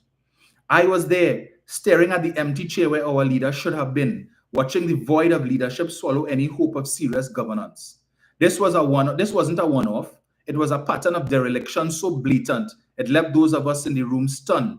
And when she did bother to show up, the whispers weren't just rumors, they were truths we couldn't ignore. She was often not herself, unfit to make decisions, her presence a mockery of the office she held. I saw it with my own eyes. A prime minister who left much to be desired, left alone steer the nation through its challenges. I must confess all ministers, including myself, were all part of the conspiracy to cover her absence, as well as her state at the meetings when she did attend. The finance minister was forced to chair those meetings and salvage some semblance of order, while she either skipped out entirely or stumbled through in a haze. This wasn't leadership, it was abandonment. She treated the highest office in the land like a part-time gig, one she couldn't even manage soberly or competently. I was there, and I can tell you, the betrayal wasn't just felt, it was lived by every cabinet member who had to endure her negligence. Fast forward a decade, and what do we see? An older, frailer Kamla Prasad Bisesa, daring to think that she could waltz back into power. Frailer, yes, there are whispers and they are growing louder, that she needs to walk, that she's late to meetings, when she bothers to show up at all. While recent reports show her campaigning and making bold claims about a narco economy, they conveniently sidestep any mention of physical decline. But let's not be fooled by carefully curated appearances. If she couldn't handle the basic responsibility of attending cabinet meetings a decade ago, what makes anyone think that she could bear the weight of leadership now, when age and alleged infirmity have only deepened her unsuitability? The pattern is undeniable. Her absence from cabinet meetings wasn't an isolated failure. It was a part of a broader tapestry of unreliability. Missing cabinet sessions correlate perfectly with reports of her being late to political meetings, if she shows up at all, and needing help to walk. That's not just a physical limitation. It is a metaphor for a leader who cannot stand on her own, who cannot carry the burden of governance, who collapses under the weight of responsibility. Leadership demands presence, decisiveness, and stamina, qualities Kamla has never possessed in abundance and certainly doesn't have now. Who will chair the meetings this time when her frailty and questionable judgment resurface? Who will be the finance minister this time to chair the meetings? Who is she going to pay $11.625 million this time to become Minister of Finance? Will it be Jawala Rambaran, the man who needed to wait for 4 consecutive quarters of negative growth to realize that we were in a recession, when a textbook definition is 2, and a Form 4 economic student could have told him that? Or will it be Ansel Roger or Philip Edward Alexander, another unfortunate soul forced to clean up her mess? Or will she once again leave Trinidad and Tobago on autopilot, collecting a title and a paycheck while the nation flounders? The answer is clear. Kamla Prasad Bisesa is not just unfit, she's a liability. A leader who can't show up on time, who can't stand up without help, who can't govern without someone else holding her hand is no leader at all. Her tenure was a disgrace, and I saw it close up. Her comeback is a slap in the face to every citizen who deserves better. Trinidad and Tobago cannot afford to gamble on a frail, unreliable figurehead who has already proven that she cannot handle the job. Her past failures are a warning, and her current condition is a siren. We need a leader who is present, accountable, and capable, not a relic of failure who drags us down with her. I was there then, and I am here now to say, never again. Kamla Prasad Bisesa is a clear and present danger to the stability and progress of this nation, and it is time we reject her once and for all. The people of Trinidad and Tobago deserve better than a leader who cannot even lead herself. Dr. Devant Maharaj, PhD, MBA, and he also puts his cell phone number if you need to contact him. All right? So here it is that we have a first-hand account from someone who was part of her cabinet, someone who served as a senior cabinet member, as I said before, as Minister of Agriculture and also as Minister of Transport. And he is telling you what her first term was like. Her mental capacity, her physical capacity has diminished. And if they could have taken advantage of her then, what do you think they will do now? That's why all of them fall in line. That is why monies are being spent in the millions to try and get them back into office. And so all of these greedy wretches waiting in the wings to fill their pockets, all of them who go in and start to dig up the buckets with the cotton notes, waiting for them to come and say, well, reverse that decision. So everybody who have cotton notes, come, bring it in, bring it and come. Yes, come, go to central bank and we will exchange it for you. All of them waiting for these things. How many of them could be spending millions of dollars today because they have hundreds of millions in cotton notes somewhere, and they tell them, well, that is how we will repay you. We will reverse that decision so you could bring it in and get your money. Understand what is at stake. Munilal's future is at stake.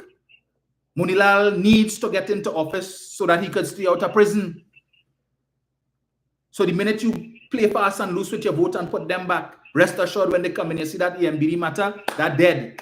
You see, in the same way all those cases that Trump had dropped, that EMBD matter, kill it dead, they were drawing that. So whatever money they thief, they could enjoy that.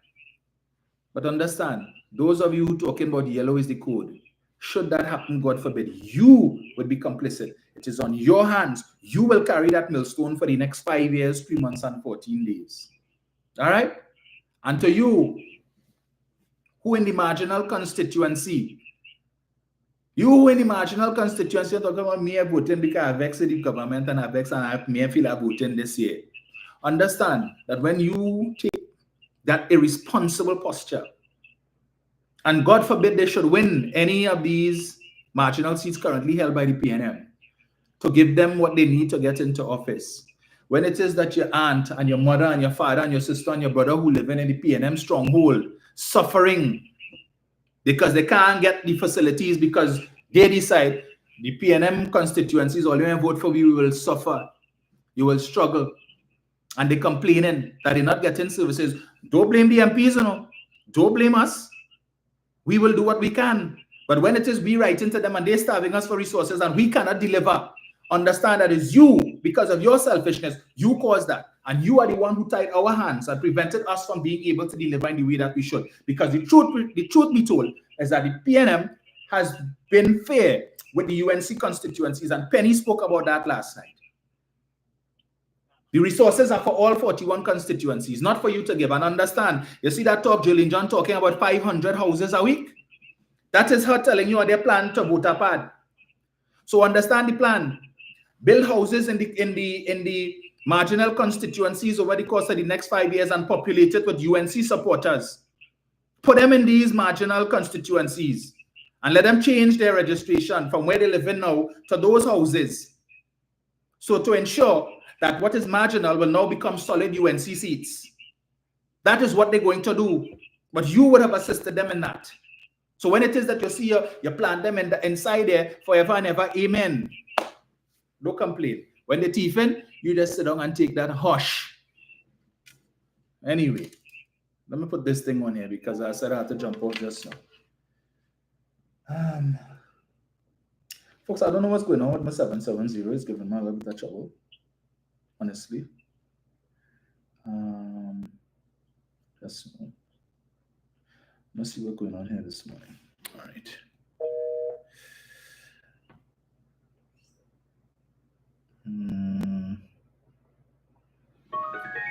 Mr. Yates, good morning. Yeah, good morning. Morning, sir. Yeah, I have two things to say this morning. One, so I read Devan Maharaj's letter, and you read it, and Darian Martin read it yesterday. Yes. Now,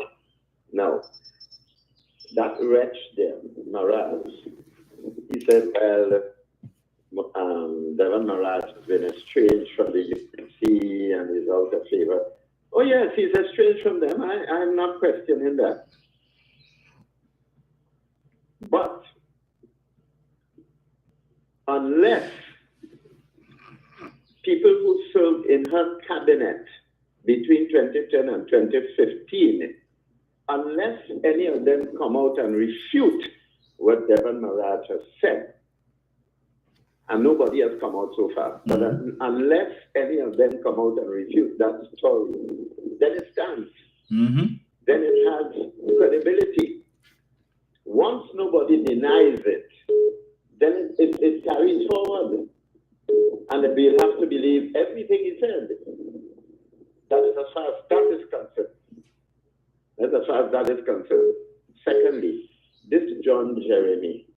Look, a friend called me and told me that he will be appearing on that platform. But one of the first things this idiot said, he don't even realize how much of a jack he is. The first thing that man will say is that his mother used to take him as a little boy to Whitehall, to Eric Williams's office. And she used to sweep in Eric Williams's office. I mean, you are looking at a hall where 90% of the people are Indo-Trinidadians. The mere reference to Eric Williams from you as an African man, it would get them mad. Secondly, for you to say that your mother used to go to Eric Williams' office and sweep for her is confirmation of how they view black people, all of those Indians sitting down there. Drawers of water, hewers of water. Nothing but a laborer. And you don't even realize the idiocy of what you're saying. And she carry you as a little boy to see her sweep in Eric Williams' office. But I have an idea what is going on here, you know. In 2008, don't know if people remember, when Manning fired Keith Rowley from his cabinet, and a lot of them who in the PNM cabinet now, including him, they used to stand up in the parliament and look at Dr. Rowley on the opposition benches and accuse him of what Manning accused him of. Mr. Speaker, it's not 10,000 missing from HDC, not 10 million, it's 20 million. And all those other little wretches there who hiding from the campaign trail now, if you know what I mean. Not a word. They used to support Manning in licking up Rowley, inclusive of whom was that man last night on the UNC platform, John Jeremy. He was one of them. So this reversal of roles, moving from PNM to is a continuation of his antagonism towards Rowley via Stuart Young. That is what it is. That is what it is. And you see what UNC do? What they did, they brought John Jeremy there as a parallel to Larry Lala going on a PNM platform, an Indian SC going on a PNM platform. We bring a black SC on our UNC platform. But John Jeremy ain't even realize how much contempt those people have for him. You give me a mention of Eric Williams' name on that platform and get those people sitting down there damn mad. This is the man who they accused of calling their schools cowsheds and referring to them as the recalcitrant minority. You, John Jeremy, as a black man, a former AG in the PNM, you go on and sit down with those people. You go on and expose your behind to Kamala Prasad and all those racist Indians sitting down there in that audience. This is what you do to your human dignity. This is the best you could do. Boy, look,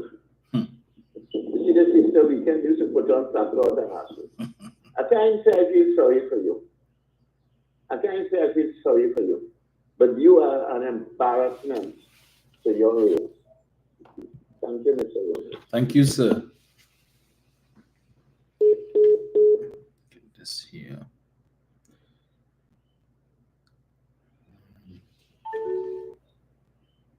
So let me just get this here.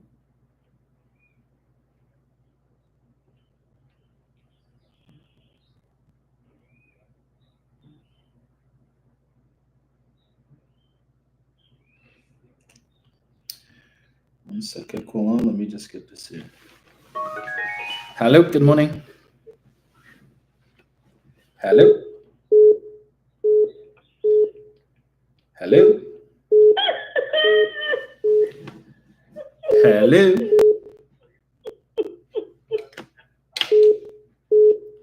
Hello. Oh gosh, why? Caller, go ahead. We're hearing you. Good morning, Dom. How are you, my darling? I am good. You know you went 69? It's a geriatric home from Timbuktu to Oreo. Someone told me that Kamla built the hospital in Arima. And said she built what? Turning soil does not make a building. She turned the soil, end of story. And she built interchange. What did she build? You may start something. You have a stove. Okay? Yes. You know you're cooking. You're cooking, right? Yes. If I cook for you, your family really differs in cooking. Turning the stove on does not mean you cook the food. Right? And UNC have no sense. Another young man, right? Yes. From Latin terms, say he will be tough, Stuart Young. He was pure in your party. Why violence? Why this violence? It's they don't know who you are. You're not going to keep Keon Amoroso was beaten up by UNC Tub. UNC's code yellow for violence and criminal. He has his right to his duty as he sees fit as a free human. What gives you the right to get up on a human TikTok? And it's okay? There are some thunderstorms, right? And you said this is a video. Yes. You went to Jersey, right? With tight top. Real safe. How convenient that you want to beat up people for their right to vote. It comes from insecurity, not knowing your worth as a party. And if you people going to vote you and see you're voting crime, you're voting hate, you're voting racism, you're voting evil, and you're voting IMF, which your children and grand and great grand will pay the price. PNM is important because we are human, but you know what? We are not evil, we're not vile, and we're not violent. Use wisdom and vote the red coat people for your sake, for your children. Because if you're not careful, eating Diana could be your portion. Damagon, have a good day. Bye bye. Thank you. Hello, good morning. Hello. Dominic? Yes, sir. Dominic, morning. Morning. Morning. I must congratulate you Thank on you. your speech last night in La Hoquita. Thank you very much for the information Yes. that they bring to the public. It was different from all the rest of speakers. It was very informative with the finance and the different wage increase they get, right? Yes. So I thank you very much for bringing that on the platform and to the public of the world, because the world is listening Yes. to you. Also, Dominic, the UNC coalition government, the people of Trinidad, Mm-hmm. The reason why I say that letter Devon Mirage has written, right? Yes. Based on the decision, the people moved to remove the partnership out of government. Mm-hmm. The citizens of them, they realized something was wrong with the government managing their business. Right. So they removed them in 2015. So the memorandum should come earlier. When they see our country was being unstabilized by that government in people partnership, Abdullah made the move early, right? And the rest of them sit down there and really and almost make Trinidad and Tobago just be destroyed throughout the world. Right.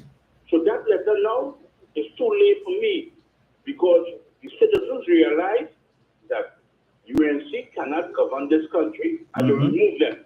Yes. The 6 years was going through that partnership of a coalition, which the political analysts of them say that coalition government do not work, and they are coming back to give us something worse than the coalition they had before. That coalition gave it Alexander and Roger. That is chaos for Trinidad and Tobago. Mm-hmm. That is chaos, and the people will not elect that and that happen again in our country someday. Yes. So, the Mirage, thank you, but it's too late. Okay? Yes. Let's have a good day. Have all the better luck in the campaign. Thank you. And go forward. I know you'll be elected, right, brother? Yes.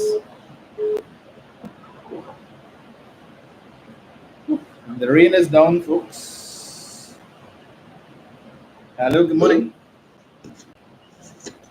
Hello? Hello. Yes, sir. Hello, Dominic.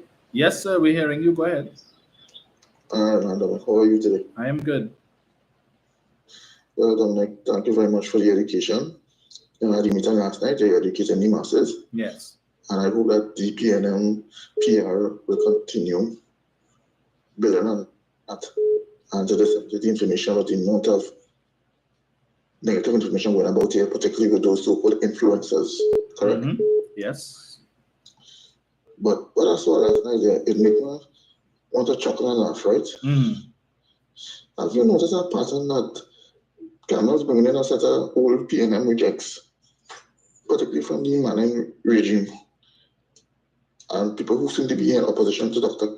Christopher Rowley? You notice that pattern? Mm-hmm. And I agree with Mr. Yates. They're trying to do so tactic because they bring in because Mr. Lala was on the PNM platform and they decided to retain Ron Jeremy. Yes. But Ron Jeremy should be the last person to be on a UNC ticket. You know why? When that man was selected, a lot of people rushed him out on him. Yes. Today, some people say consider him the worst attorney general ever. Remember that? Mm-hmm. Right? The bad talk, I remember back in the days during master party days and the thing, the bad talk Ron Jeremy. And to my mind, I don't think he was enough. I don't think he was enough good to qualify the attorney general. That's my opinion. Yes. I find he was too lax. So to see him on the pulpit there is not surprising. But this is one of the dirty tricks that you expect from the UNC. And they might have more disenchanted PNL people that probably might bring the pulpit in the coming days. So look out for that, Dominic. So basically, they play a monkey, just like how they decided to bring somebody by the name of Dominic Smelter to compete against you. And how is your UNC competitor doing so far on the road, Dominic? Not well. Not well at all? No. Up to now, you didn't see what it actually look like. Yeah. So, Dominic, I hope that the right thinking citizens of Trinidad and Tobago do what they had to do on April 20th, and also the people of Tobago. Because that so-called king crab, the anchor, is just an arm of the United National Congress, and now we understand why some of the supporters of the UNC wearing yellow and blue. Yes. It makes sense. It's not with the NTA. It is solidarity with the Blue Party in Tobago. That's what they're looking like, a carbottle symbol. And Dominic, is it possible you can find out that song that you played for the local election, get your tail out and vote? Yeah, I have it in my archives. Could you find it out? Yeah. Okay, then I will look out for that and play. I think you should play that song every time a friendship program. To remind people how important voting is, because that person has quality dog whistle telling everybody to tell their aunt, uncle, nene, people on wheelchair, paraplegic to go out and vote, and they will come out in their numbers. I want to find out what our black people will do. Right? Yes. Well, Mike, you have a good day. Thank you, sir. Thank you for sharing. And also, I see that you also broadcast one of the Alex UNC descendant. I think it's a she. She had I think I should. And she had a lot to tell too. Right. Right. You have a good day, Dominic. You too. Thank you.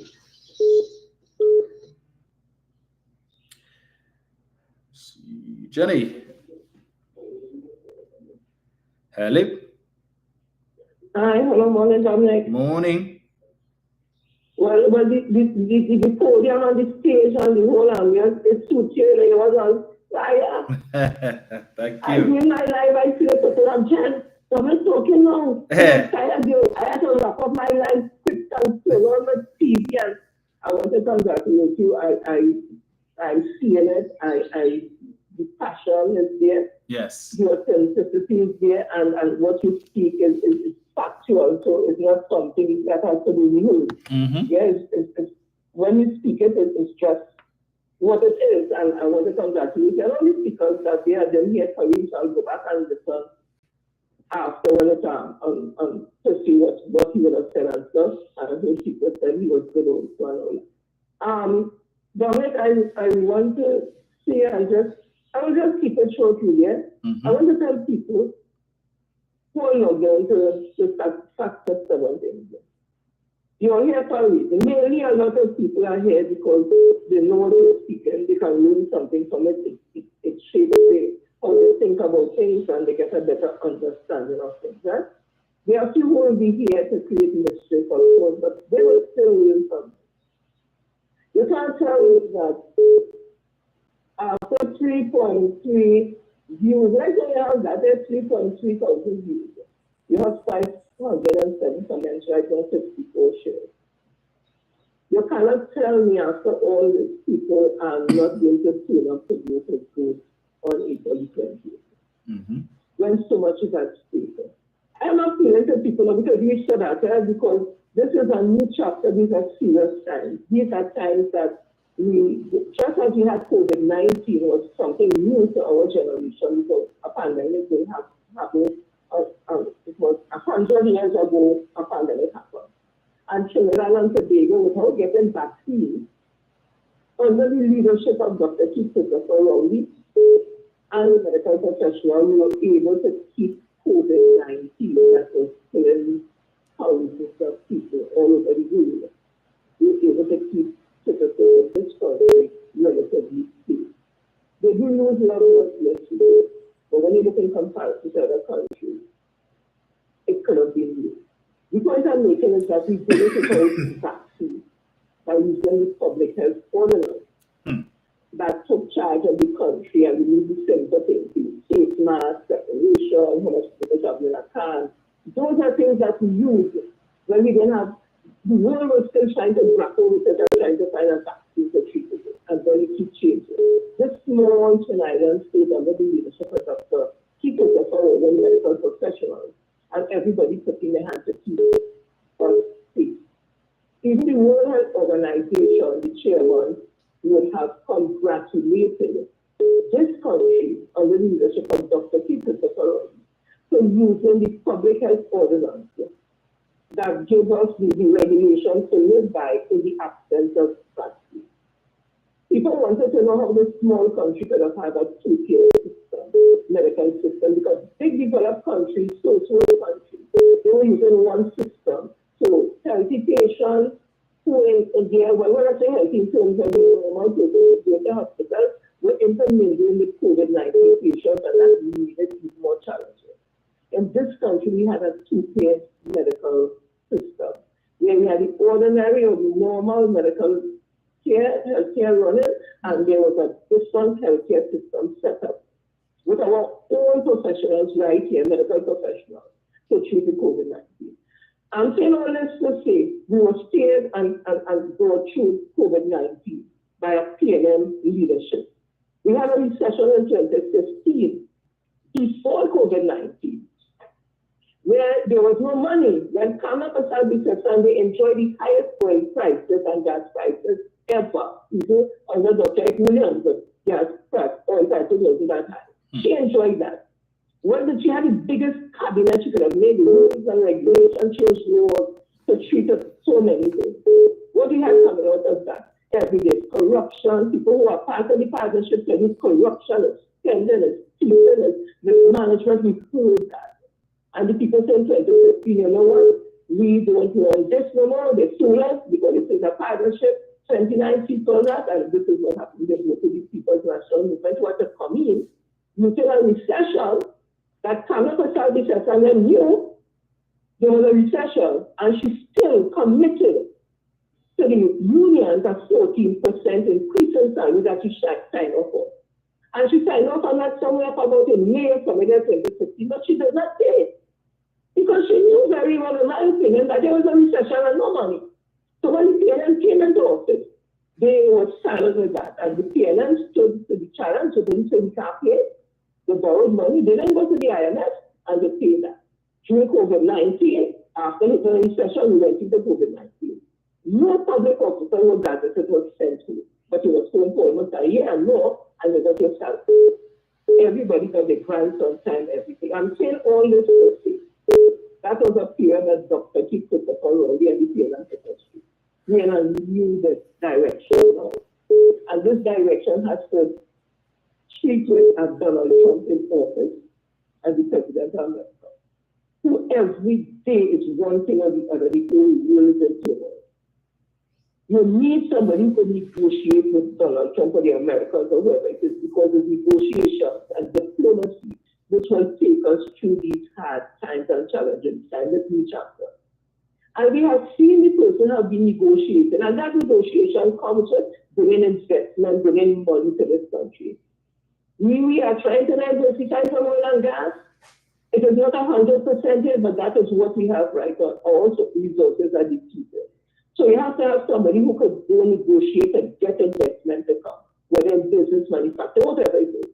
We have seen that Prime Minister Sturgeon, before he was Prime Minister, he is the man who has been doing the negotiations, especially in the oil and gas sector.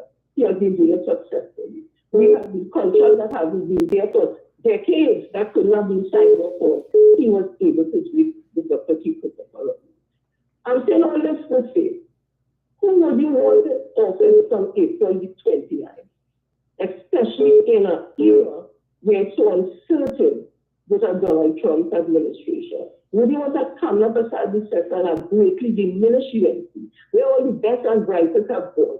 Karen not there, Anita not there, Ryan not there, everybody leaving. Lala SC, everybody is leaving the UNC and they just leaving dregs behind.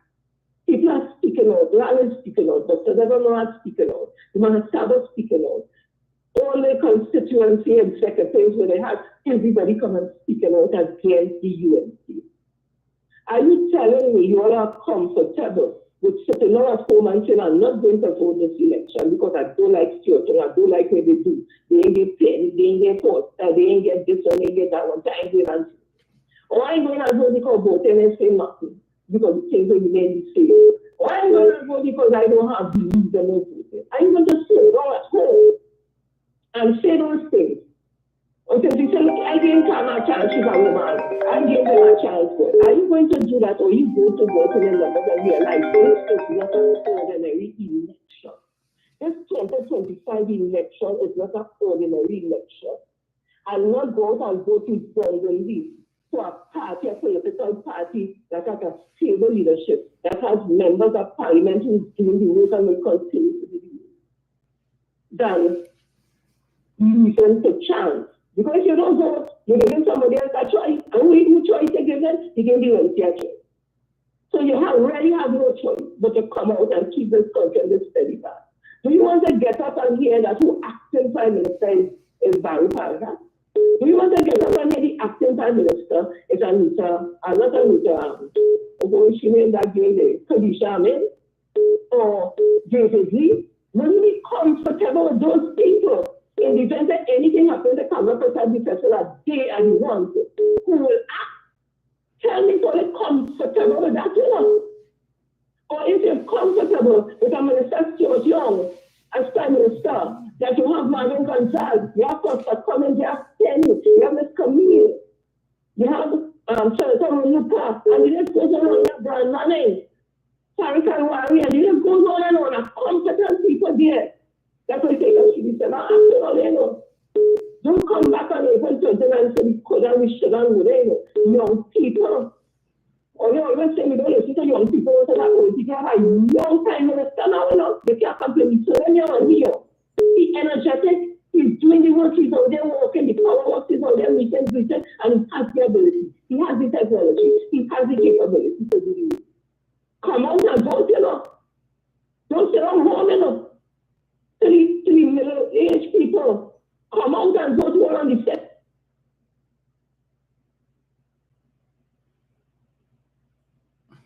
Went on there.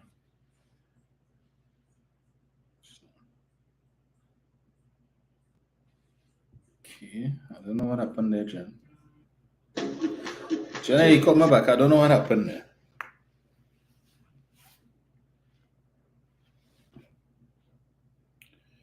I think it's the phone that you had called me on. Hello, good morning. Hello, good morning. Hello. Dominic, Oh Lord, Father, leave it there. what's going on? All is well. All is well. Look here, boy. Yes, sir. Go ahead. I'm still wishing you all the best, sir. Thank you. Let me say good morning to my sisters in Brooklyn. My baby sister went up to spend some time, Dominic. Yes. Dominic, back then, I told you how I had to give my 2 cents about that Sanders. Uh-huh. Back in the days, Barbados and Grenada had their Sanders. Mm-hmm. St. Vincent didn't get their own yet. Mm-hmm. Dr. Rowley was on a platform in Tobago back then trying to convince the people for Sanders to come to Tobago. Mm-hmm. And all of a sudden, Dr. Rowley tell Tobagonians, listen carefully, Dominic. He say, if it's good for there, it's good for there, it's good for here. Dominic, that is how you're going to talk to your people, try to convince them for Sanders to come to Tobago? If it's good for there, it's good for there, it's good for here. Did he lie? And Dominic, Did he lie? said it again. Yeah, but did he lie? When he went to cut the ribbon for the extension in the airport in Tobago, he said it again. But this time he toned down. St. Vincent get the Sanders. So he said it 3 times now. He said if it's good for there, and it's good for there, and it's good for there, it's good for here. Mm-hmm.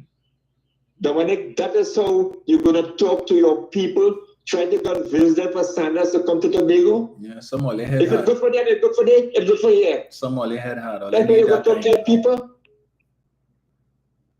Dominic, boy, I wish you all the best. Thank you. I will leave it here. Thank you. Some all head hard, and that's how he needs to bring it across. But did he lie? If it's good for there, and it's good for there, it's good for here. You know, lying that? Isn't that how we speak? I don't see anything wrong with it. Jenny. Hello? Yeah, Jen, I don't know what. Hold on 1 sec. That's no. Let me just switch this thing here. I think is probably because of the phone that you called on. I answered the wrong one.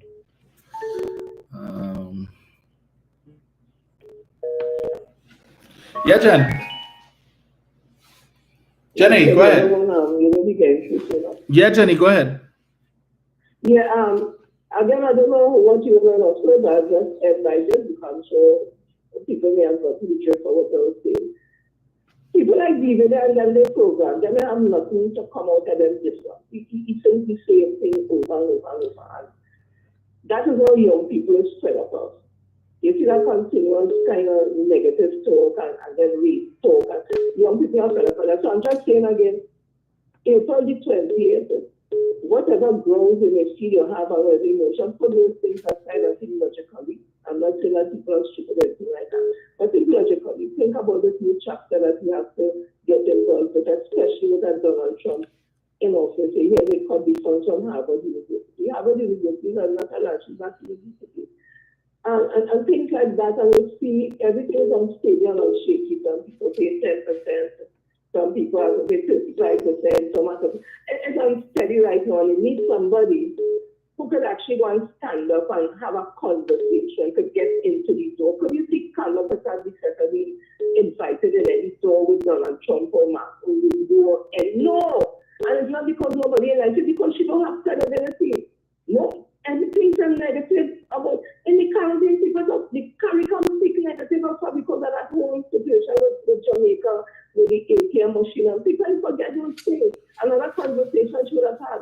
President Maduro, the kind of thing she said about the man who said he was going to forget us, like she was calling me up when she was in office. So this uncertain behavior comes up because they said, no, she don't have a clue who was this organ. That fact that is not people trying to be mean. Them can't do nothing.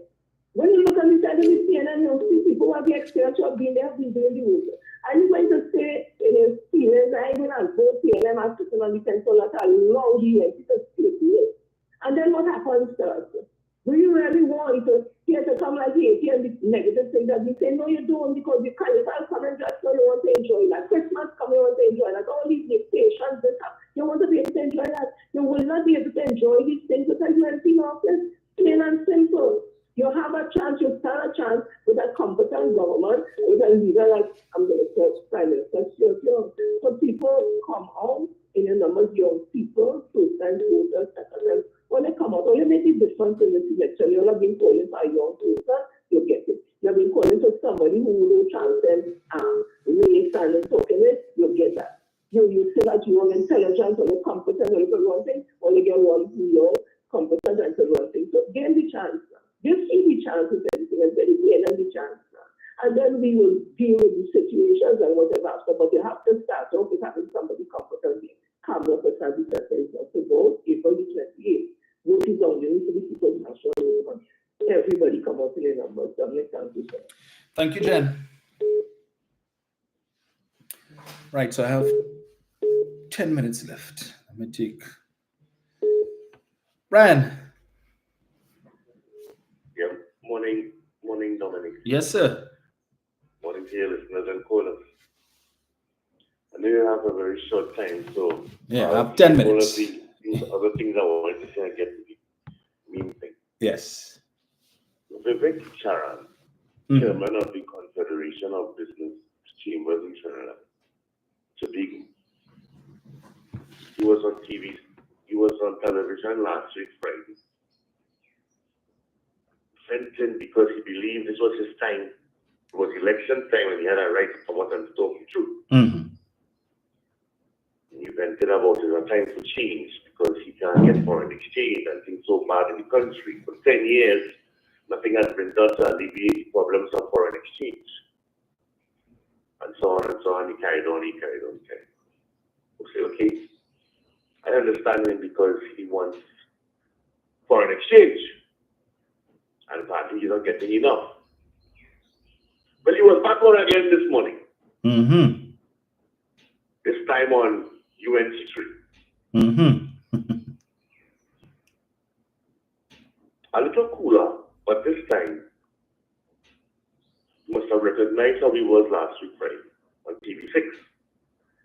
But he come up with the same mantra about foreign exchange and he is trying to diversify. And this government never tried to attempt to diversify the economy. And that is why we perhaps in this rut that we're in and so on and so on. And the SMEs cannot get monies, foreign exchange for their businesses. And although he is trying to diversify his business, he's having great difficulty and so on and so on and so on. And maybe it's time for a change of government. Now, these people, and why I brought up Petrotrin is because what has stayed with me since you spoke last time was between 2010 and 2015, the amount of money that Kamala Prasad Bissasa's sister was given, our money that her sister was given to spend when she was abroad with Kamala, with the Prime Minister. Yes. In Wati. And that has resonated with me in a way that all of these people now asking for foreign exchange.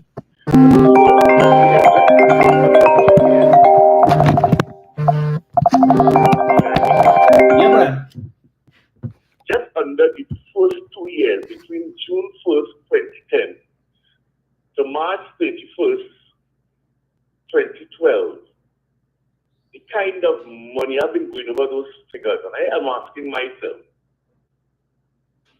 where did Wati get our money from to spend in such a manner? Everything that she was doing as a nurse on all of these trips, isn't that she was just going to assist to help herself to our money and to spend our money, change it into foreign exchange, so forex, so that she could enjoy herself? When I look at these figures and I see you spend 9 days in London and you spend over $60,000, I want people to listen, because these things are important. When Vivek Charan complaining about forex, he can't get forex, and oil price at that time was $140 a barrel. I didn't hear him complaining between 2010 and 2015. I didn't hear him complaining. I didn't hear him complaining just before the 2015 election about what was going on in the country.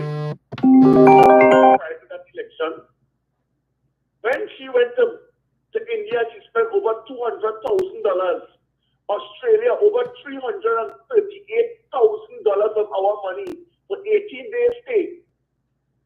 $212,000 for 15 days in India. Over $60,000 for 9 days in London. And the New York trips back and forth. Over $11,000 for 2 days in Washington. Of our money.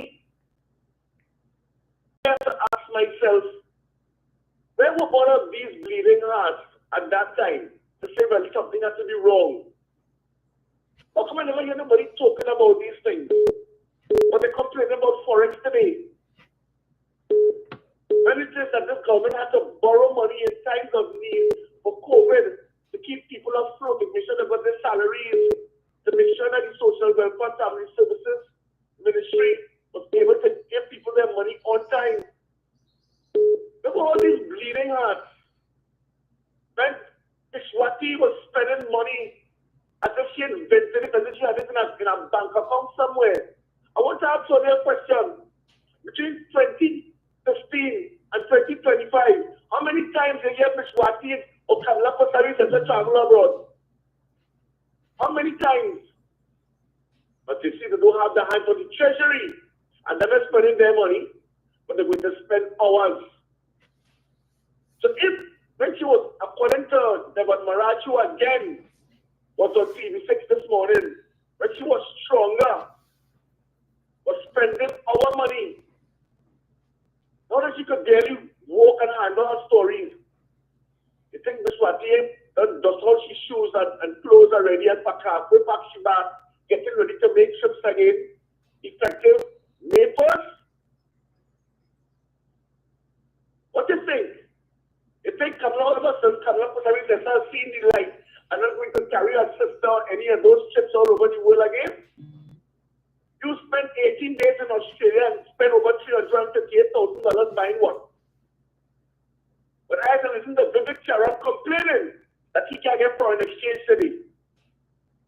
He can't get enough, but the big boy is getting what he can't get because he wants to diversify. Today, you would have been selling aluminum to Canada. Marcani complained that he has to pay, that the aluminum he has to buy from America has a 25% tariff on it, and he has no other choice. Today, if the aluminum smelters were running, he would have had a choice, and we would have been making a lot of money, this country. But Kamala Prasad, and they had all that they had to say about cancer and all sorts of stupidness. But she didn't have a problem shopping around with Bidwati and all of the others who she carried, and the other little things to hold the handbag and giving them money to spend, like you've been, according to they said that they invented it, and having a good time with our money. And that is exactly what is going to happen if we take God out of our thoughts and don't do what we're supposed to do on the 28th of this month. And Bidwati will be once again on Caribbean Airlines flying around the world. And what she forgets to buy between 2010 and 2015, you can bet your bottom dollar she ain't gonna make no mistake this time. And it's our money that she's going to be using to buy what she needs to buy. And all those countries that they didn't visit then, because apparently she loves New York and Washington, because she went there on many occasions. You can bet your bottom dollar she will be on that trip, on those trips. So we have to be very, very careful and mindful how we vote and ensure that we all vote and carry our families to vote, and we vote solidly for the People's National Movement. Dominique, you spoke extremely well last night. I looked at you. I was also impressed with the young gentleman from Laventille West. Kareem. He also spoke extremely well, and I was very impressed as well with all of the speakers, as a matter of fact. Yes. You know, you all were very, very strong in your narratives and so on, your conviction, and I think it bodes well for us going into these elections. But again, as Jenny always said, crowds don't mean you win. Yes. People have to come out and vote. That is what we have to do. Crowds don't mean we win. We have to get our people together, and we have to come out and vote. And even encourage even those who believe that they can't win in certain constituencies to come out and vote so that we can get the popular vote. Because you never know, we may spring a few surprises in place. I totally believe we win Maruga Tableland. I totally believe we can do it in Claxton Bay. I totally believe we can do it in Kamutum and Vanilla. I totally believe so. Yes, and I firmly believe it or not, that if all the people